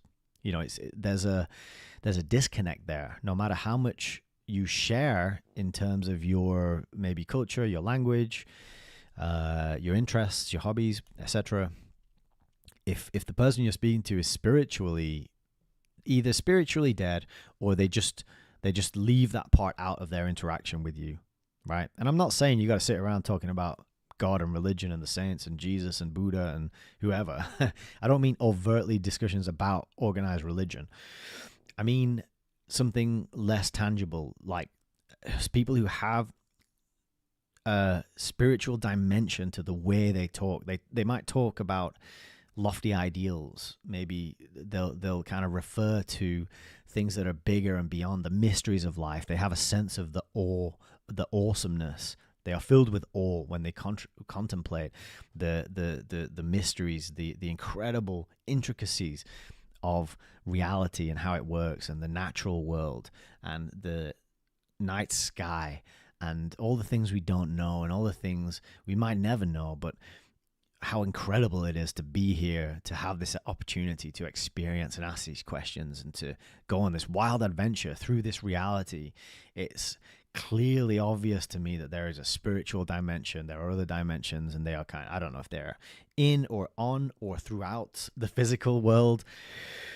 But some people, they just totally poo-poo that idea, and they operate and live with no reference to it, no space for it, and you can tell. And to me, those people are difficult to really connect with. You can have your surface level conversations about, whatever. But some people are just so they've just amputated their connection to their spiritual, to the spiritual reality, right? So I don't know. I don't know if organized religion is the answer, but certainly religious people or spirituality, or people getting back in touch with spirituality, the spiritual dimensions, the higher dimensions, I think would be a very good place to try and tackle and handle this situation that we're facing. And if that wasn't enough, if we can't turn to our religious leaders, don't worry, because North Korean dictator Kim Jong-un has got us covered. He has been crying in front of thousands of women as he calls on them to have more children to halt the country's falling birth rate, right? So if religion's not your thing and spirituality is not your thing, and you are fiercely, staunchly materialistic, well, why don't you check out what Kim Jong-un has to say? So the dictator hosted a national mothers meeting amid a decline in birth rates. Forecasts suggest the country could see a fall of 2 million people by 2070. North Korean dictator Kim Jong-un cried as he called on women to have more children, saying that it was their duty to halt the country's declining birth rate in order to strengthen national power. Yeah, I mean, not that it's your duty, not that you have to do it like it's a chore, but what else are you going to do with your life? Yeah, you can, whatever, have a nice career, have a nice house, get some pets, sports car, but I mean, I don't get how people could not turn to. I do get how people could not turn to parenthood as a way to add meaning to their life. I do get it, because I'm very keenly aware of the social engineering that's gone into turning people away from that life path, which is what's missing from all this mainstream discussion of this topic. But Kim Jong-un, I think, at least he's trying to ask and say, look, come on, let's course correct this, because it is a dire situation. Preventing a decline in birth rates and good childcare are all of our housekeeping duties we need to handle while working with mothers, he said. Many in the large audience, made up of women dressed in traditional multicolored garments, openly wept along with their leader. And I've seen the way North Koreans cry, and it is less than convincing. But in this case, maybe there are some genuine tears there. I think people who can hear about this information and kind of shrug it off and not be concerned about it are deeply, and I don't know, deeply anti-human. Like they've been taken over by a kind of anti-human spirit or parasite or way of thinking. And they've been turned away from. They've been turned in. I don't know, like cold. There's some callous coldness to that. If you hear this news and you shrug it off and dismiss it, or you say something like, "Well, good, because there's too many people and they're all a bunch of parasites. We're a parasite on the planet, and good. I'm glad there's not." Like that's cold, man, and it's wrong as well. So this North Korean event is the first national mothers meeting in 11 years. And it was put on because they're having a decline in the birth rate, which is pretty interesting that it's also happening there, isn't it? So, yeah, and this is a pretty good bit of communist propaganda here. So Kim Jong, is it Un? Yeah, Kim Jong Il was his dad, Kim Jong Un. He says these tasks include bringing up their children so that they will steadfastly carry forward our revolution, eliminating the recently increasing non-socialist practices, promoting family harmony and social unity, establishing a sound way of cultural and moral life, making the communist virtues and traits of helping and leading one another forward prevail over our society, stopping the declining birth rate, and taking good care of children and educating them effectively. It all sounds very good, doesn't it? Of course it does. Interestingly, the South Korean government has assessed the North's fertility rate has declined steadily for 10 years. And it is, I didn't know this, it was quite interesting, but North Korea is the country with the highest number of military and paramilitary personnel per capita, and it has an active duty army of 1.28 million soldiers. Is the fourth largest in the world, despite having the world's 56th largest population. I did not know that. That was, yeah. So the North Korean women need to have more babies because we need more soldiers to take over the world. The decline is put down to women marrying later, urbanization, limited housing space, and the expectation for women to work. Yeah, I mean, it's the same thing the world over, isn't it? Like when you tell women that they can have a wonderful, awesome, successful career, because you see on TV all the time, these women, they have a bomb ass career and they're really good at what they do. They're awesome mothers as well, and they keep a whole household going, and they're awesome wives, like all those things at once. And it looks so easy when you're watching some fictional character do it on television. But in reality, things have to be sacrificed, and it's very difficult to do all of those roles to a high degree of success, right? And yeah, needing to get more women in the workforce, delaying marriage until, let's say, after university, for example, because nowadays young girls are going to go to school till 18, then university till 21, then they've got to go and get a job, and then they're going to want to do a few years in the workplace and build up this successful career, and they're just delaying the time that they have children. And of course, the longer you delay it, the more complications there are going to be, and not necessarily, but more likely to be. So it's interesting that the same thing's happening in North Korea. Sounds like they've actually got a decent bit of freedom over there if they're being allowed to do that. They only get 77 days of paid leave after childbirth. Nah, it's not too much, is it? But they're having a change in its demographic structure similar to that of rich countries. So pretty interesting. I did not know that they would be feeling the same thing that wealthier developed countries are experiencing. So moving on from the topic of declining birth rates, another aspect of the Depop, as we have talked about, is migration. And we're bringing the two together here, which in Germany, where a mass market tabloid that welcomed Angela Merkel's decision to let in 1 million migrants is now sounding a startling warning. So when 1.1 million migrants arrived in Germany in 2015, that is bonkers. 1.1 million in a year. Woo. This Bild Zeitung, which is the tabloid, launched a welcome campaign and saying, "Yeah, welcome." And there's some pictures down here.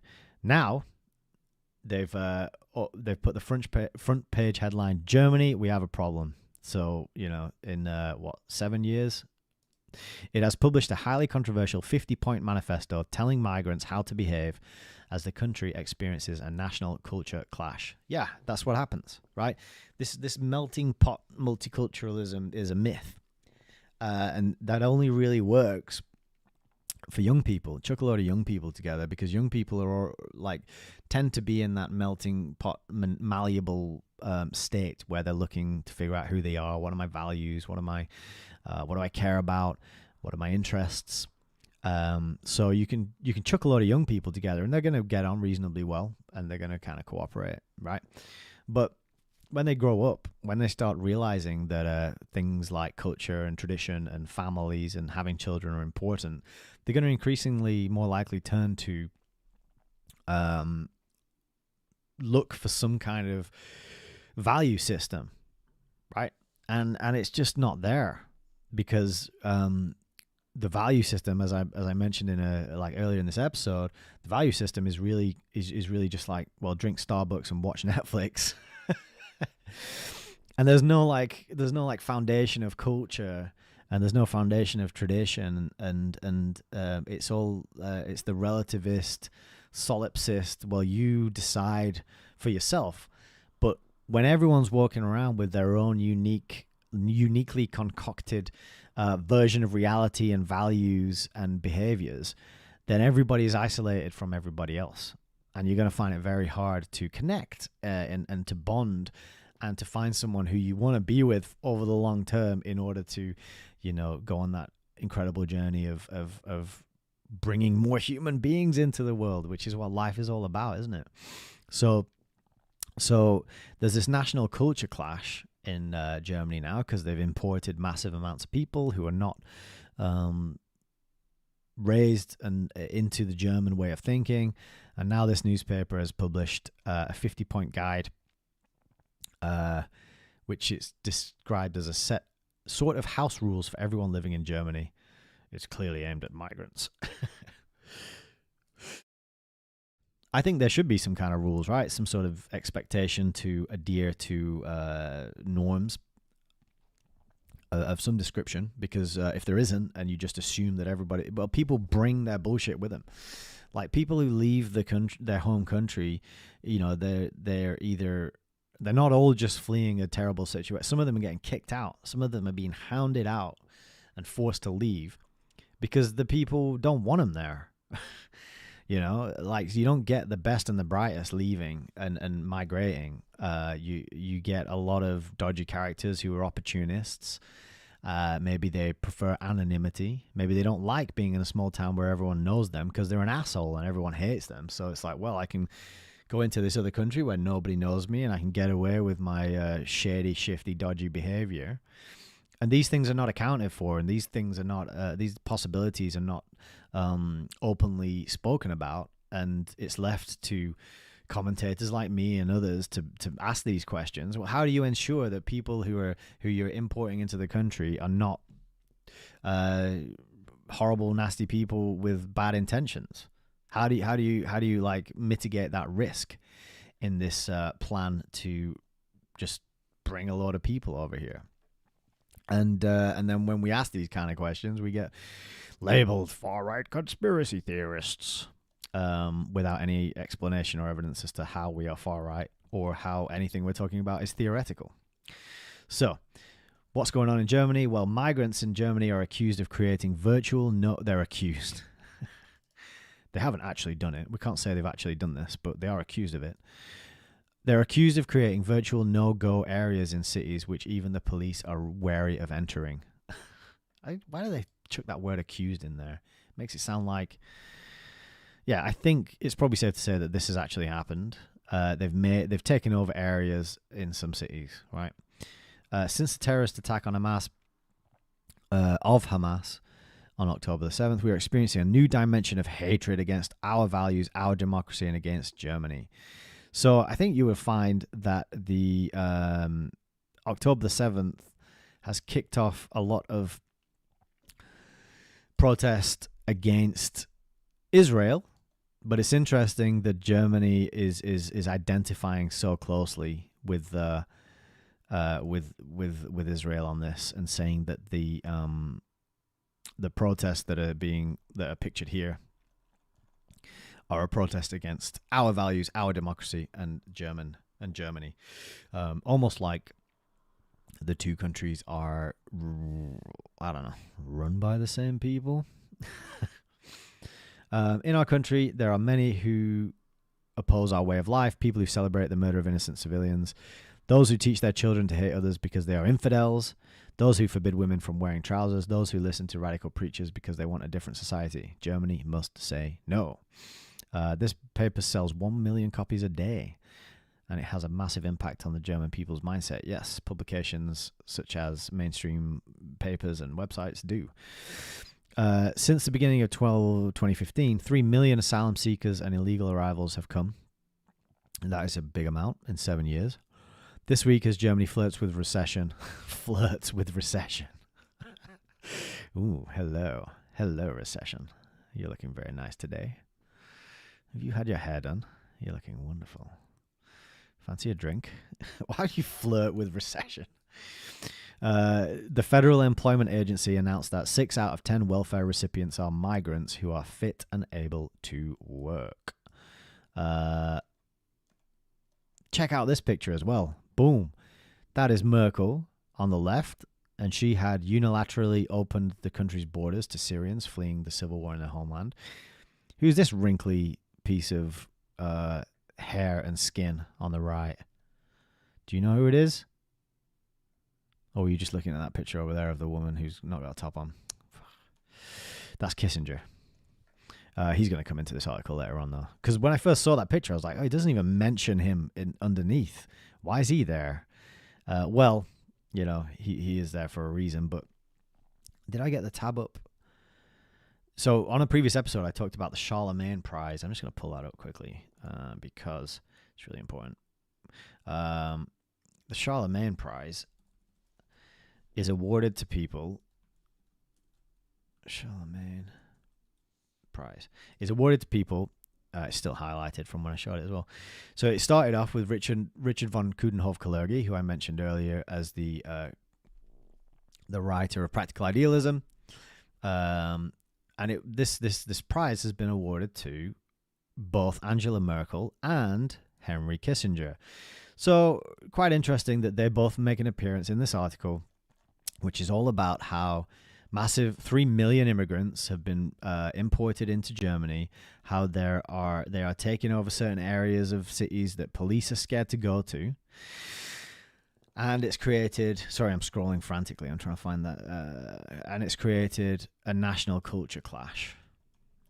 Okay, so if you want to know who's doing it and why this is such a sensitive topic that is dismissed so eagerly as a conspiracy theory, far-right thing, it's like, don't talk about it, because they're doing it on purpose. People like this are doing it on purpose. They're being either told to do it or they're being rewarded for doing it.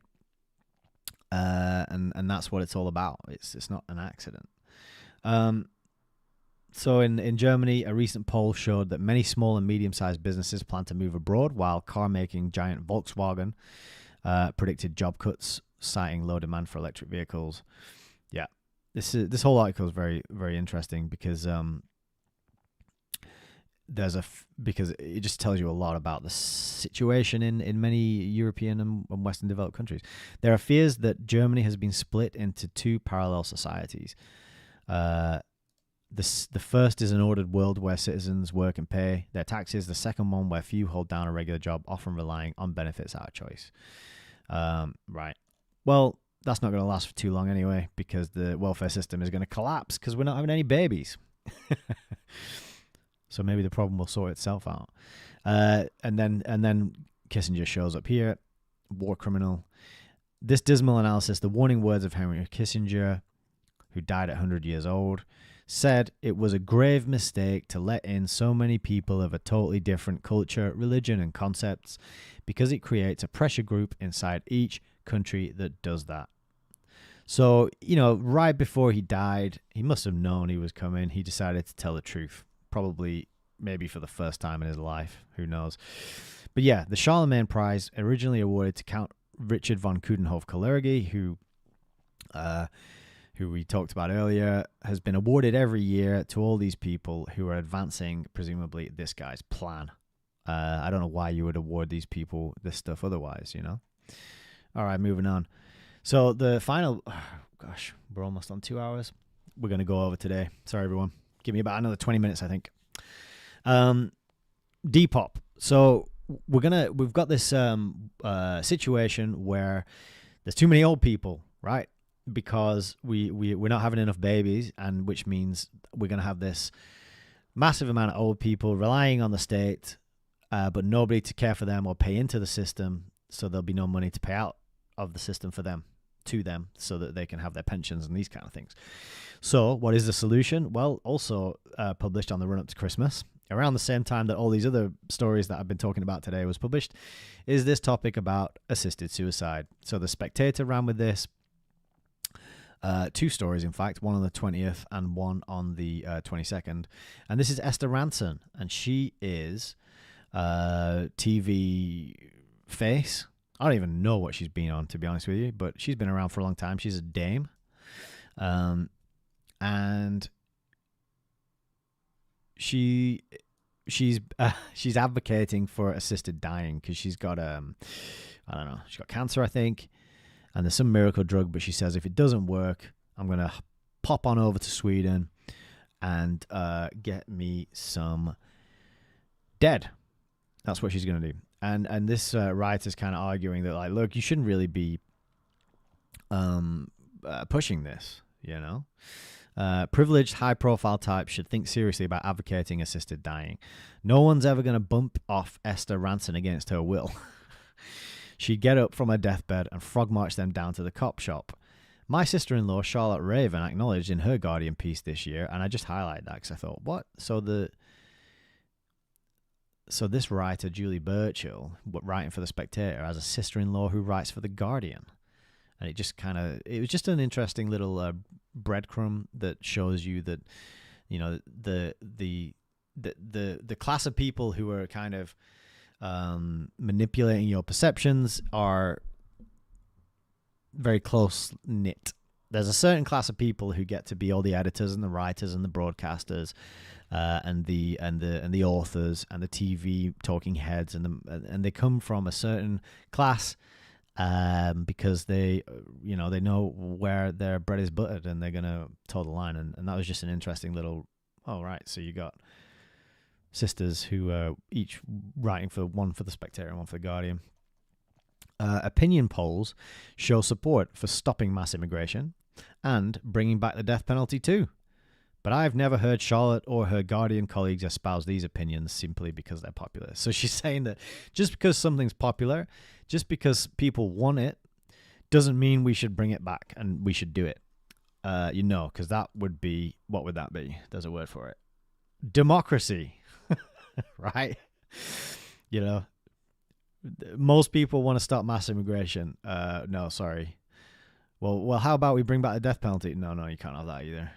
Like, well, if most people want it, if isn't it a democracy where the majority get to have their say what they want? It's effectively mob rule, right? But not in this case. Euthanasia, to give killing done in the name of caring its correct name, will start with the old who are in pain, but it won't end there. If legalized, it will be applied to depressed people and poor people, as it already has in Canada, and eventually anyone whose quality of life isn't what it was when they were 22 and who feels a bit blue. Let's not kid ourselves that doctors are saints. Of course, most doctors go into the racket because they want to help people, but some do it because they like to have power over people. Yeah, well said. In my opinion, the unwillingness of a society to consider bumping off its elderly en masse is the measure of a civilized one. Yeah. So, right on. Well played, Julie. I agree with you, Julie Birchall here. I think if we start like just bumping people off, it's kind of a pincer effect, isn't it? It's like on one hand, they've got us not having enough children. On one side, it's not having enough children at the birth end of things, and at the death end of things, they're going to make it easier and easier and easier to just like throw in the towel and get some government assisted suicide. So this in the Spectator here is another from 2 days earlier, another article that says why the law on assisted dying must change, and that title was updated, and before that it was why is assisting dying easier if you're rich? And the whole thrust of this article is like it's not fair that rich people can have access to assisted dying and poor people can't. What's with all this? What's with all this elitism, all this class struggle when you're preventing poor people from dying easily and having government assisted suicide? So there's a whole UK campaign to legalize assisted dying.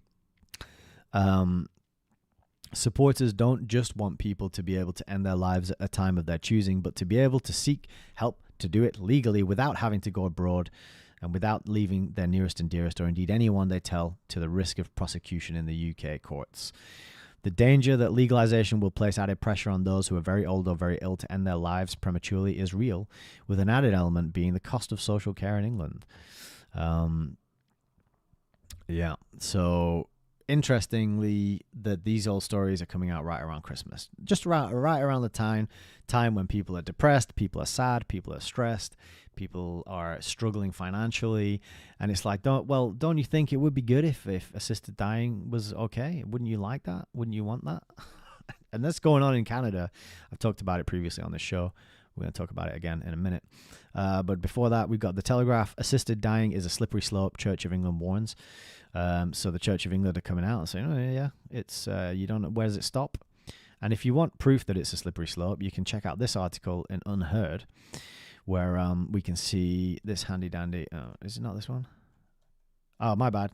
Skip the Unheard article and go to this Robert Malone article on Substack. Government assisted suicide and death. Is assisted suicide a slippery slope? Well, in Canada, they've had it since 2016. And the annual deaths have gone from 2,000 up to 13,000. That seems like pretty solid evidence that it's a slippery slope to me. So in total now, the government of Canada has killed 44,958 people, voluntarily. So even the United Nations is alarmed about this, and has stated that a government assisting people with dying for non-terminal conditions contravenes Article 10 of the UN Convention. At some point, there's been a backlog of people requesting medically assisted deaths. The numbers should have leveled off or gone down. Instead, government-assisted suicides are rising. This is in Canada. So it is a slippery slope. Once you let that genie out of the bottle, you are not getting it back in. And it's just these seem like disparate, separate topics, but they all tie in and connect, right? And it all comes down to controlling the population, manipulating the population, keeping it divided, making sure more babies aren't born, not too many babies are born. Making sure you can import people who are going to be dependent on your system, which means they're never going to organize to change it for the better. They're always going to be subservient to the hand that feeds them. Excuse me.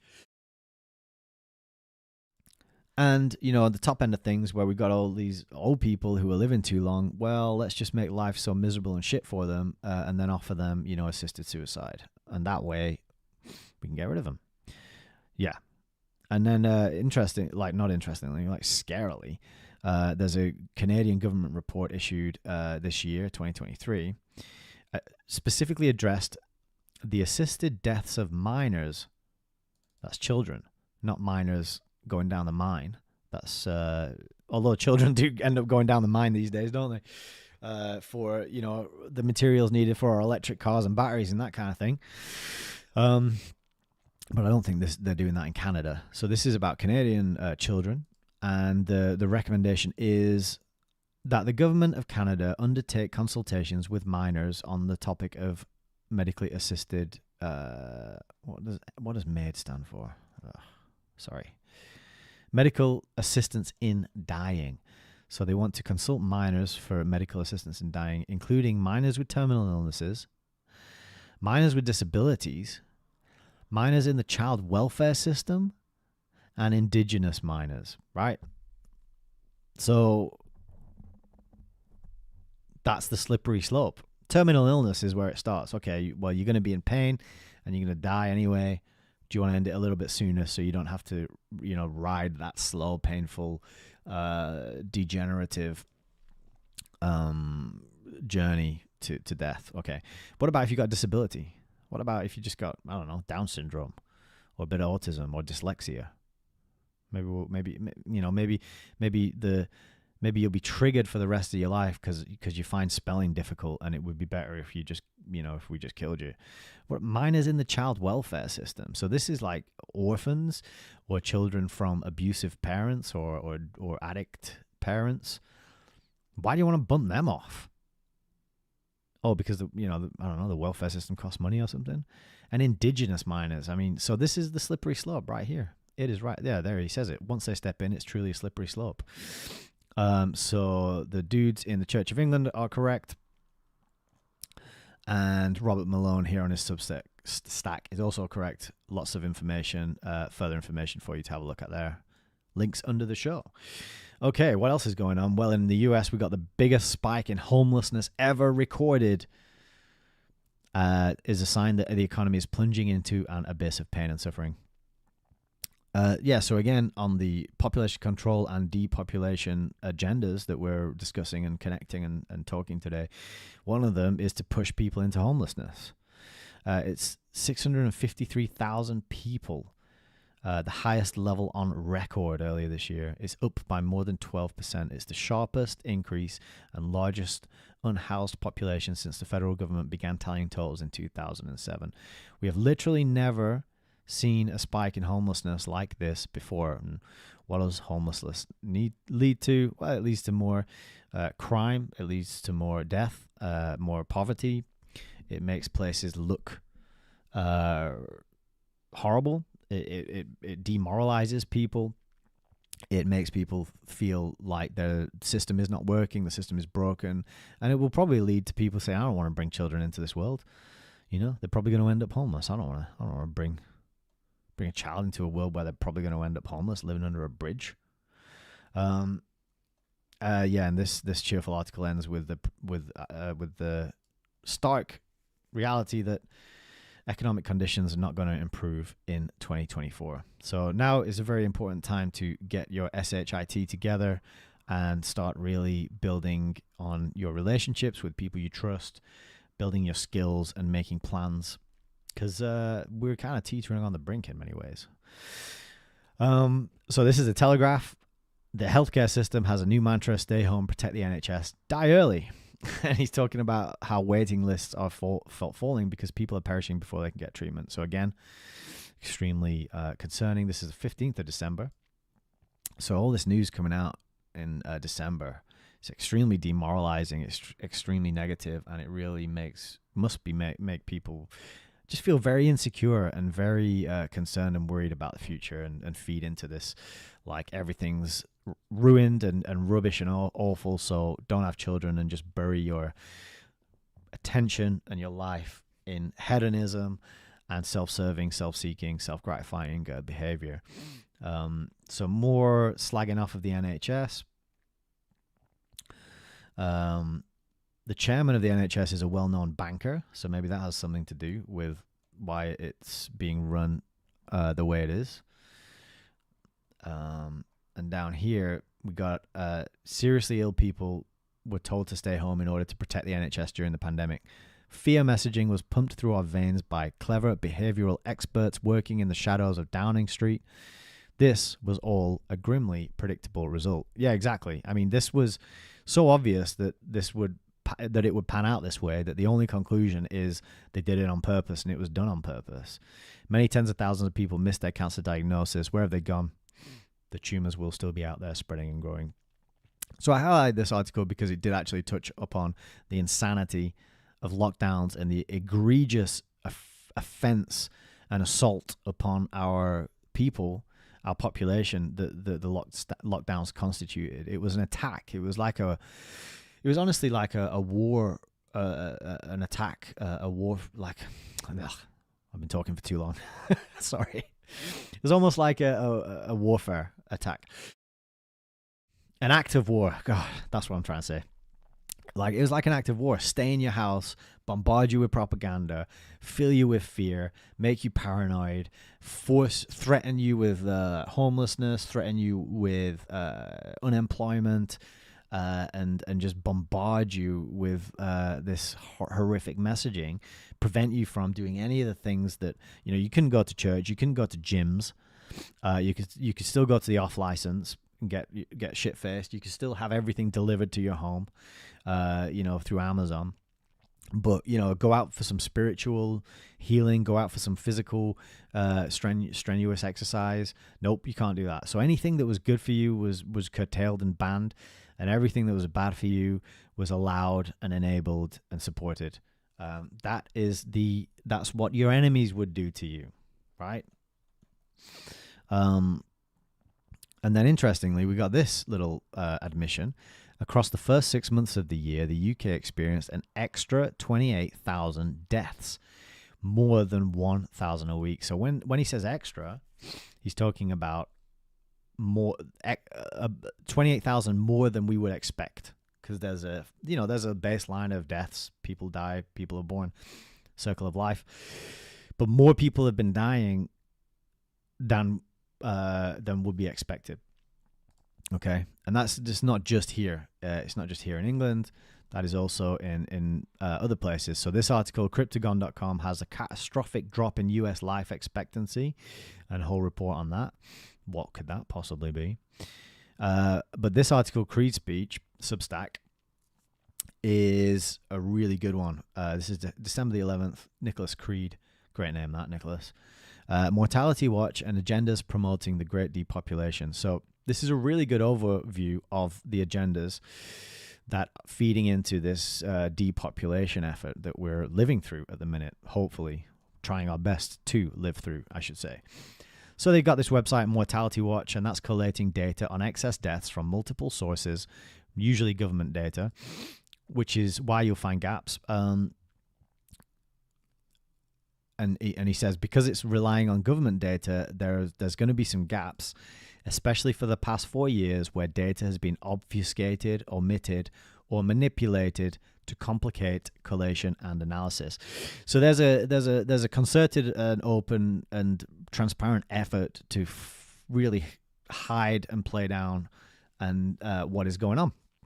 But have a look at some of this. I think we can zoom in. Yeah.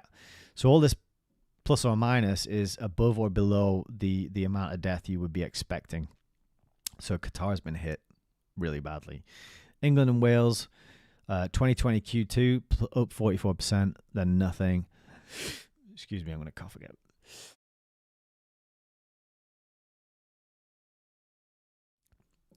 You can see that since the beginning of 2022, it's been up every month. Q2 2022 plus 9%, plus 15%, plus 17, plus 12, plus 10, plus 10. I mean, kind of alarming, don't you think? I think so. So this is mortality.watch, which is a website where you can look at this data and dive into it a little bit more if you are more data minded. But look at 2022 into 2023 here. For Singapore, Qatar, Thailand, Chile, Japan, Puerto Rico, Taiwan, Scotland, England and Wales, South Korea, Ireland, Finland, New Zealand, Norway, all experiencing excess deaths. What could it be? Thailand has gone off the scale almost. Boom, look at that from, let's see, that's 2021 Q2. Boom, what happened then? Summary. So this is a really good list to a good starting point, I would say. It's a summary of agendas that promote depopulation. So this episode is top of the Depops, and this is the countdown. I think that's the top of the Pops theme tune. I'm not sure. But the ultimate goal of the sociopaths orchestrating this innate evil is to either make people want their own demise or make people desire the demise of what they perceive to be the other. Yep, there you go. So if you've bought into this idea that white people are evil and there's too many of us and we're consuming too much and that's the problem, then you've been tricked into wanting your own demise. If you are of the mindset that what's the point of having children? I don't want to have children. It's stressful. They're expensive. It's noisy. The world's screwed anyway. You've been tricked into wanting your own demise. If you think, oh, well, it's all those immigrants that are coming over here and they're the problem, or it's all those Jew-hating Palestinians, they're the problem, then you've been tricked into wanting the demise of other people, right? So this is how it's done. This is how the magic trick is done. And then this list here, 1, 2, have we got 10? It'd be great if we had 10. I could do a top 10 countdown. I don't think it is 10. 1, 2, 3, 4, 5, 6, 7, 8.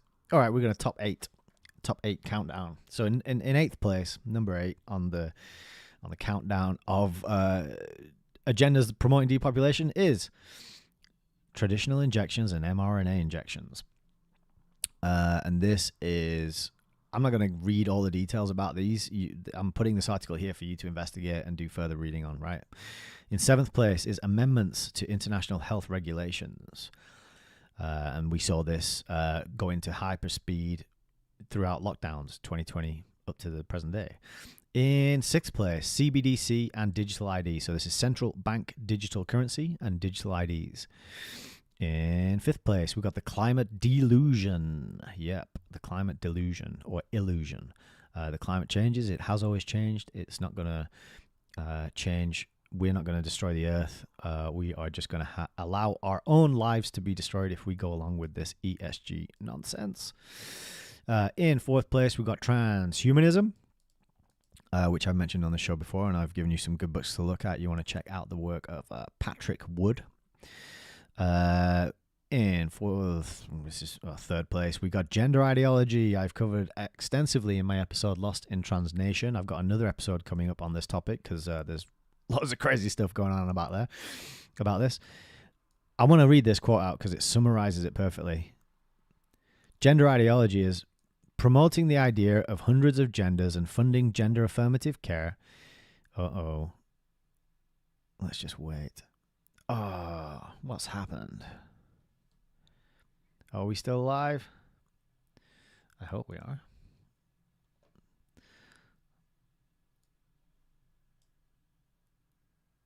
Are we still live? Let's see.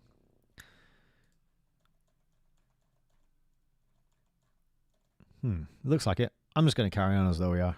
Don't know what happened there. I think my browser had a bit of a panic. Gender ideology. Promoting the idea of hundreds of genders and funding gender affirmative care is obviously taking out huge swaths of children.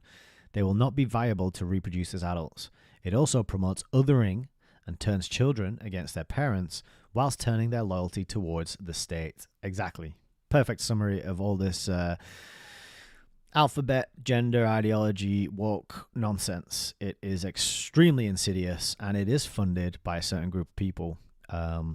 But more on that maybe in the next episode. In 2nd place, proxy wars. There are no more sovereign nation states. Every country is following World Economic Forum policies and the United Nations Agenda 2030. The government leaders are all anti-human. Right, well said. In 1st place is the food supply. And this is talking about glyphosate, which is a chemical used on genetically modified and drought-resistant crops, but it is ruining people's lives, creating all sorts of horrific health outcomes for people. If you would like to learn more about these agendas with sources, hyperlinks, references, and how each agenda is interconnected, please read this post, and there's a little bit of further reading for you there, which I would highly recommend you go along and check out and do. Okay. So we're going to go back a little bit, because I actually jumped ahead to 4th generation devastation. The West has been targeted in a cowardly globalist mind war. Yeah, so the kind of narrative that ties together all these disparate things that we've talked about on this show today is this. It's the 4th generation devastation of the West. Now, this isn't to say the West is the only place that's ever been targeted and is the only place that's ever been destabilized and under attack. No, obviously not. And the West itself has gone out and done this to other places, but now it's being done to us, and now it's being done here. And all of our public figures are in on the act. They have to be. If they're not calling it out overtly, those who have called it out have been kind of sidelined and deplatformed, demonetized, and shadow banned, and these kind of things. But anyone who's still in the public light and has a public voice and is not calling this out and talking about these kind of agendas really has to be treated with some suspicion. Because it's very easy to find out this stuff. It's not, I shouldn't say it's very easy. It took me like 3 years of research and diligent, like almost borderline obsessive reading and listening to podcasts and interviews, gathering information, buying and reading books, these kind of things. So it's not easy. I shouldn't say it's easy, but I'm here to try and make it a little bit easier for you. That's kind of why I'm doing what I'm doing. So this is the concept of fourth generation warfare. And it's the ways in which governments and elitists have endeavored to control the masses while at the same time trying to avoid direct confrontation wherever possible. So this is what I said at the start of the show. You got this big population, you're sitting at the top of the pyramid and you're looking down at these masses of people going, if they realize what we're up to, the jig is up. We got to make sure they do not realize and do not organize and get together to interrupt this good thing we got going on here. And so they've got fourth generational warfare. So this is using psychological attacks until they could weaken and disarm a populace. And it's saying this is the new kind of warfare they had to do when, just taking guns out into the street and fighting each other was no longer an option. The new system of oppression was about mental coercion to make people believe that the authoritarian ideal is inevitable. Yeah. Remember, Agent Smith says that to, I think, Neo in The Matrix. This is inevitable. Something like that. One part of the strategy involves using economic leverage for social engineering. Today, corporate elites are expanding. They want to change the very nature of money through central bank digital currencies. They're also trying to influence public behavior by attaching social justice ideology to economic participation through ESG. So you can see now these seemingly disparate things are like coming together, and they do connect. In other words, if you want to have access to credit or money and have the ability to compete in the new inclusive marketplace, you will have to bow to the woke religion. Yeah, you're going to have to submit. You're going to have to confess your white fragility. You're going to have to pay reparations for your white, what's the word? Yeah, I've definitely been speaking for too long. Privilege. Okay. A great factor in the mind war, though, is the shift of the Overton window by making cultural pillars into cultural villains. Yeah, the Overton window, that's a concept that everyone should be aware of and should have ready to talk about and teach other people who are not aware of it. The Overton window that's the window of what's acceptable to say and think, and there's a spectrum. But then there's certain things outside of that are not acceptable. And the whole point of the Overton window is to keep you stuck in it, so you don't go outside of it to realize the deeper truths and the deeper mechanisms and machinations and plans and schemes that are going on and being enacted, right? Usually the Overton window is contained by the phrase, anything outside of it is called conspiracy theory, right? So anything inside the Overton window, anything that is not labeled conspiracy theory is inside the Overton window, and you know that you're being held in a little place and you're having your understanding of reality limited, yeah, and to your detriment. And so that is the Overton window. So get outside of it. Don't let other people limit what you do and do not know and think about and understand. Now, going on with the article. Name any cultural value or principle that defines the Western world, such as meritocracy, independence, self-reliance, mental toughness, liberty with responsibility, legacy through hard work and family, the protection of children from perversions, discipline over hedonism, logic and reason over fanaticism, conservation of heritage and history, and for many people, the tenets of Christian duty. These are all pillars of our society which the woke cult seeks to destroy. In every way I can imagine, it is a psychological war on the West, all of it funded through billions of dollars in grants from globalist think tanks like the Ford Foundation, the Rockefeller Foundation, and the Open Society Foundation. That was actually a sneeze there. And then, as the famed propagandist Edward Bernays once stated, and I talked about Edward Bernays in a previous episode, he has a book, Propaganda, which is a 100-page book. You can download it for free, read it, because it tells you a lot about how the world really works. What he says in the opening page: the conscious and intelligent manipulation of the organized habits and opinions of the masses is an important element in democratic society. Those who manipulate this unseen mechanism of society constitute an invisible government, which is the true ruling power of our country. We are governed, our minds are molded, our tastes formed, our ideas suggested by men we have never heard of. Right? So you think you've got your opinions and your tastes and your preferences and your values, and all of that has been handed to you, given to you. It's all been incepted into your mind through largely television, but increasingly social media and influence and these kind of people.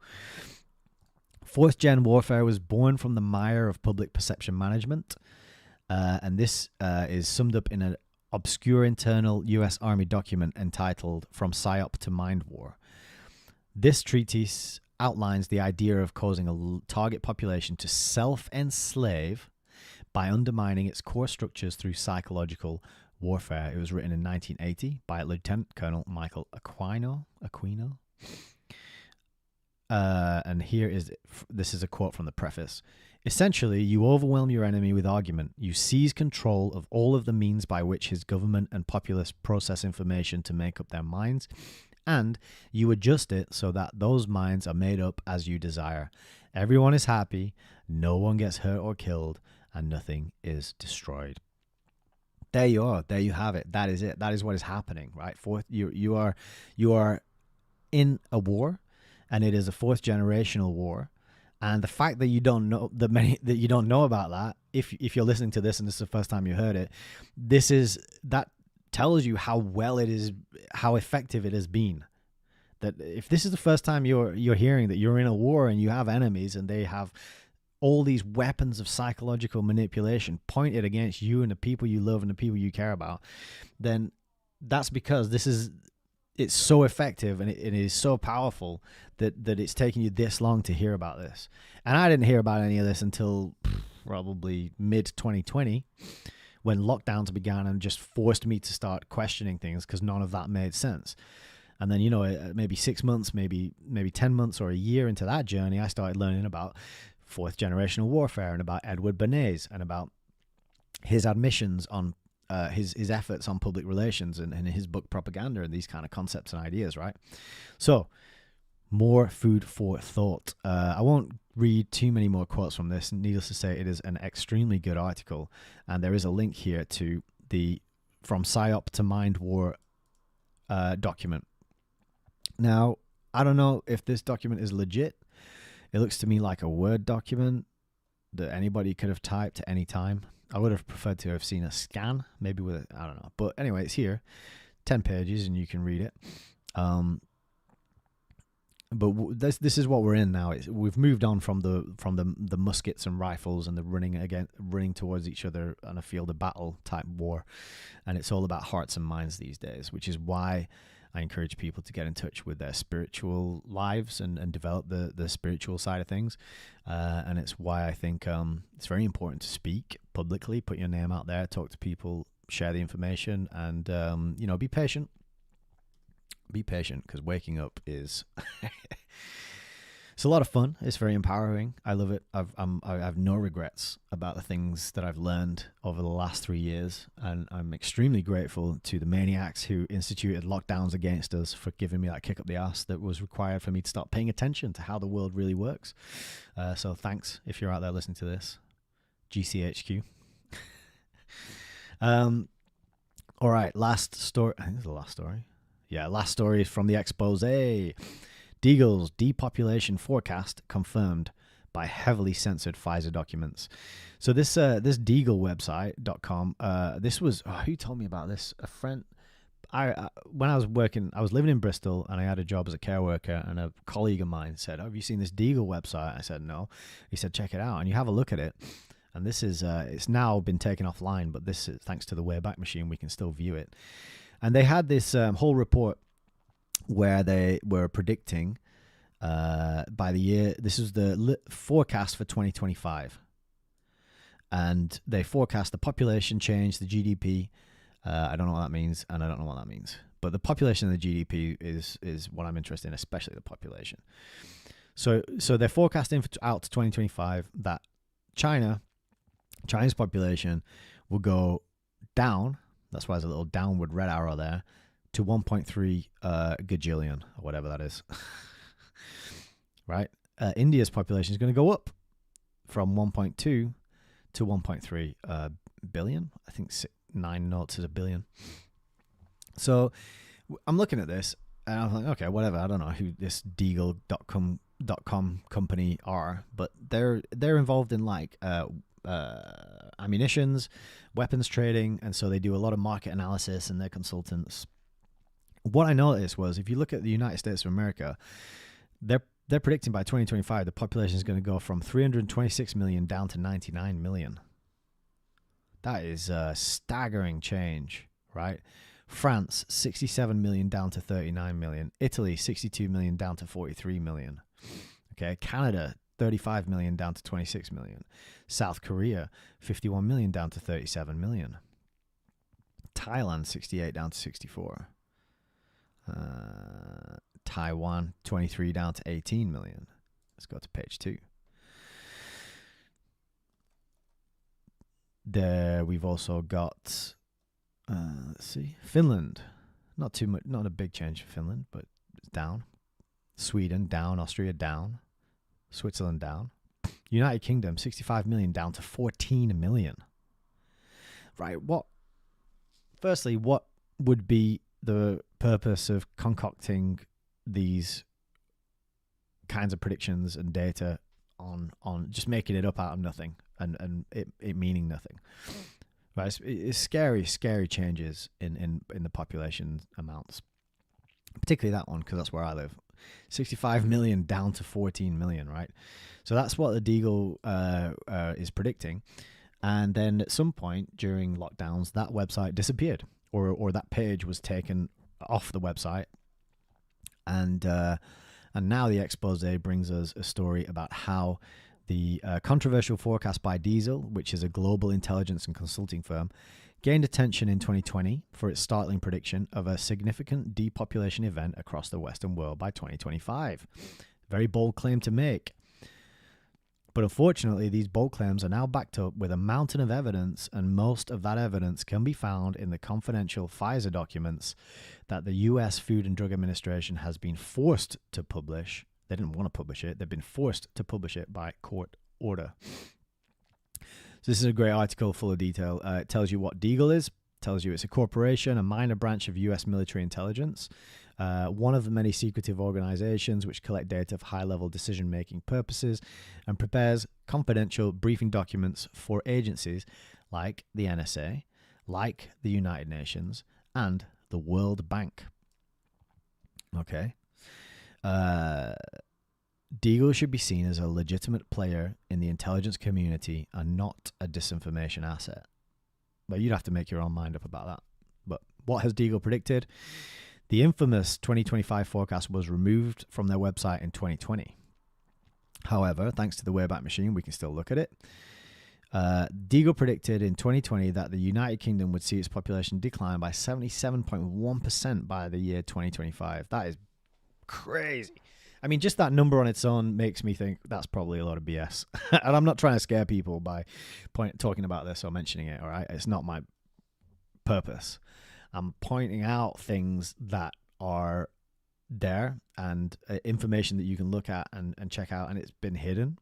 It was open, and then it was removed. But it tallies with all these topics that we've been talking about, such as lower birth rates, such as assisted suicide, such as interfering with the top of the Depops, the 8 countdown that I just did. All those factors lead in and feed in to a reduced population. Wars obviously is another one.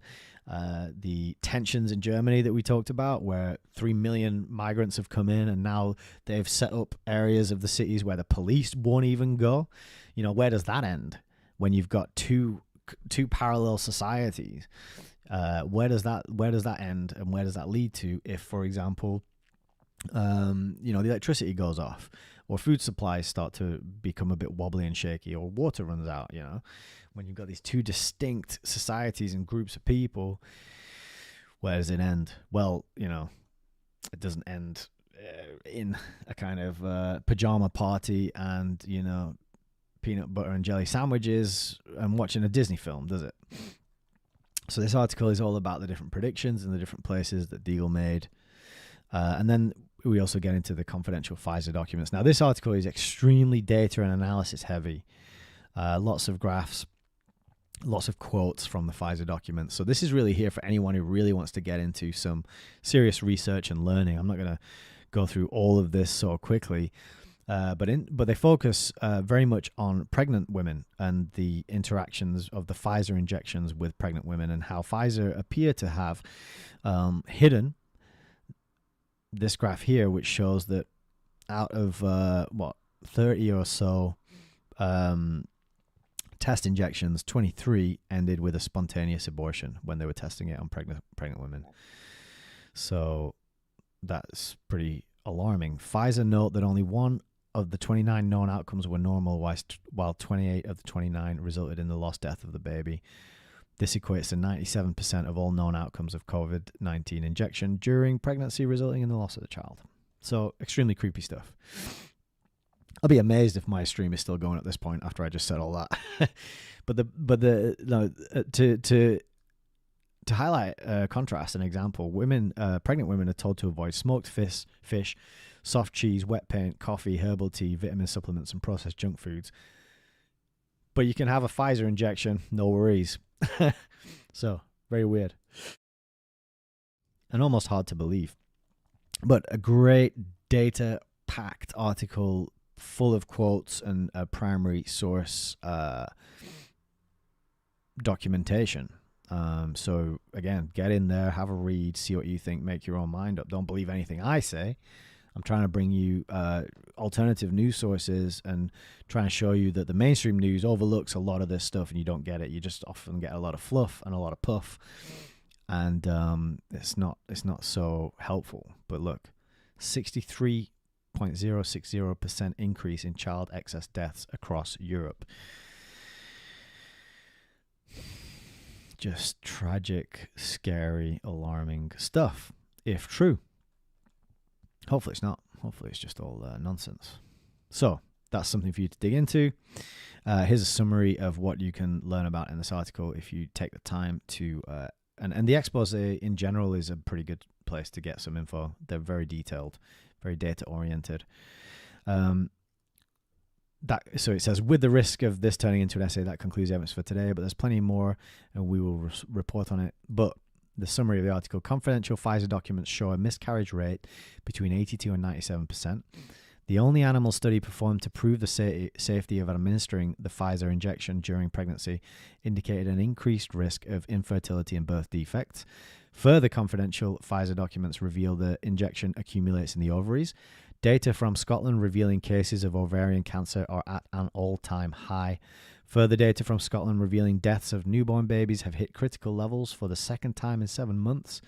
CDC VAERS data showing COVID-19 injection increases the risk of miscarriage by at least 1,517%. And EMA approval of the COVID injection for children causes a shocking 63. Is that 60? That's not 63,000. Is it 63.060? No way is that 63,000 the increase. I can't tell if that's a comma or a full stop. Increase in child excess death across Europe. Yeah, I think that might be a... Can we zoom in on that? let's see. Sorry, everybody. Just bear with me. Oh my God, that it is 63,060%. That's wild. That's a really wild claim. Scary stuff, alarming stuff, but more realist, more true, more accurate, and more well-researched, well-documented than anything in the mainstream. And there's a Deagle report on the Wayback Machine, which you'll be able to look at in their notes for today's show. And with that, we made it. We made it to the end of the ridiculously long show card. A new record for ridiculously lengthy, verbose, and long live stream. So I'm going to wrap things up very quickly now. I'm going to say thank you very much for being here. I've got one final thing to show you, if that is all right. And it's a little more interesting and a little more positive, I guess you would say. So here's my YouTube channel, and you can see here we got 779 subscribers now, which is extremely exciting. I'm so happy to have new people here, and thank you all for those of you who've clicked the subscribe button and joined me on this channel. It's incredibly exciting to have you here. I wanted to draw your attention to this community tab, and here you can scroll down and you can see that I've put a oh my goodness, people there already. Nice. I put a poll here. So what I noticed when people were joining the channel, they were really into the book reviews that I was doing, and I started off doing book reviews, and then I shifted to live streams, and so I'm wondering how best to proceed. What do people want to see? And so I'm going to do some more book reviews, and I put up a question here: what book would you like me to review next on HEYS Reviews? So we've got 3 options. We've already got 5 votes. That's awesome. So we've got The Anglo-American Establishment by Carol Quigley, 1981. This is an infamous book amongst conspiracy circles because it actually names names. It gives you the dates, times. The guy who wrote the book didn't want it published during his lifetime. And so it wasn't.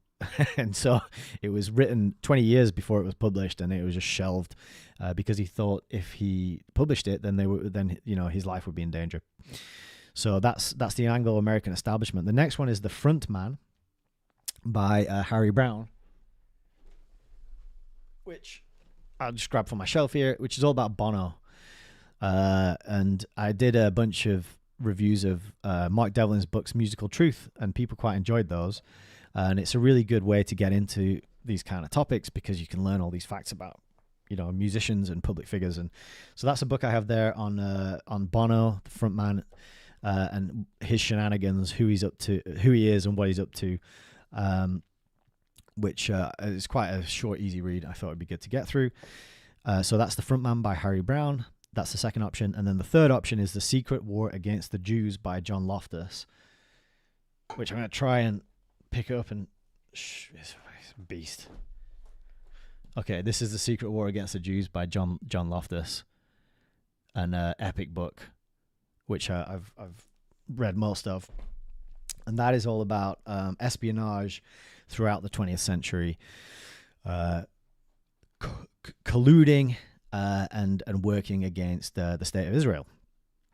So they're the 3 options, and it would be really cool to have anyone who catches this to go in there and pick a book. Tell me what you want me to talk about and to read and to review for you, and you can indicate your preference there. And then I'll leave that open for 24 hours or so, or maybe over the weekend, and then we'll have a decision by Monday, and then I will get that ready for you and published and up on the channel next. All right, what else have we got? As usual, if you want to support the channel, you know what you can do. You can go to my live stream, my videos here, and you can go underneath and have a look in this little more box. And this is where you can find links, which you can explore, hopefully learn more and find some value. I will publish the links to all the articles I've talked about today underneath. But you can also support me by buying me a coffee if you feel so inclined. Check out my Instagram or my Telegram. The Telegram group is really just where I announce where I'm going live, and I also publish the show card there 24 hours before I do a live stream, so you can get a kind of an early access to what the show is going to be about and what I'm going to be talking about. Underneath that, we have the University of Reason affiliate links. So these are links that I have because I've been through the University of Reason and Richard Grove's Autonomy course, which is a 12-week not lifestyle. It's a 12-week. It is kind of a lifestyle thing. It's designed to help you level up your life in whatever way you need to. So whether that's to get a new job, get a raise, maybe that's to become an entrepreneur, to become a freelancer, to start a business, to enhance and grow and scale a business you've already started, to network, to meet like-minded people, to practice public speaking, to practice sales, to practice marketing, to learn about the ins and outs of creating an offer from scratch and bringing it to market so that you can deliver value and make a living and a lifestyle that you want in return. That, in a nutshell, is what Autonomy is all about. It's fantastic. I've been participating there for a number of years now. Season 10 is just wrapping up. It's been amazing. The intake of students, every intake is just mind-blowing. The people who show up, the things that they know, their knowledge, their experience, their passion, their skills, their creativity. It's just the gift that keeps on giving. Richard Grove's Autonomy, just fantastic course. So I'm an affiliate. So if you explore some of these links and you end up, you decide to invest and you sign up, then I will get a little slice of that. But it's up to you. It's not for everybody, right? So all these links here are just to help you learn about it and decide if it's right for you. Because, you know, I'll be honest, right? For most people, it's not going to be right for them. But the ones who it is right for, oh, well, yeah, it's a wonderful place. I love it. Underneath that, we've got in this section here, these are shorter courses that are not interactive and dynamic, because the Autonomy course is all about the people you meet and the people you work with and the real life practice you have putting the skills into action. These courses down here, these are ones that you can just buy and watch in your own time, and they're incredibly valuable. Building intentional communities, doing objective research, using logic to defend yourself intellectually, and then also the History of Philosophy 101 by Jay Dyer. That's a really, really good one. It's very entertaining. Yeah, philosophy, we don't think of philosophy being entertaining, but Jay Dyer is he makes it entertaining, and it's really funny, and it's a great course too. So if you click through and you decide to buy any of them, I would also get a little slice of that action as well. But they're all great courses, and I stand by them 100%. I think they're fantastic. Okay. As you can see, the light has all changed. The sun is up. The sun is here. I'm so happy that the sun's here. That's great news. This day has got off to a good start. So with that said, I'm going to say thank you very much. I am so glad that you're here with me, hanging out with me. It's an honor and a privilege to have more people in the audience checking this out. Like, comment, share, subscribe, do all the usual good stuff. But more importantly, just, be the best that you can be. Be moral, be decent, stand up for what is true, for what is right. Live life with integrity, live life with excellence, set an example, and just let's help lift things up. Let's help have a higher standard for the way people operate and interact in the world, because it's really needed. And some of this information is grim, and it can be demoralizing and demotivating. That's not my purpose, though. My whole purpose here is to help raise awareness of what is actually happening around us, so that we can create create an alternative, steer things in a better direction, and just have a better time doing it than what the parasitic psychopath class have in mind for us, because they don't want anything good, as you've probably figured out if you've been sticking around with me for any number of videos now. So get your vote in on the poll. Let me know what book you want me to review next, and I'll be getting on that. And yeah, that's it. Thank you so much from the bottom of my heart. It's awesome to have you here and to be doing this for you. I love every second of it. And I'm going to sign off, and I will see you in maybe a week, I think. Yeah, about a week. I'll be back in a week. Fridays, 7:30 GMT, usual time. I'll see you then.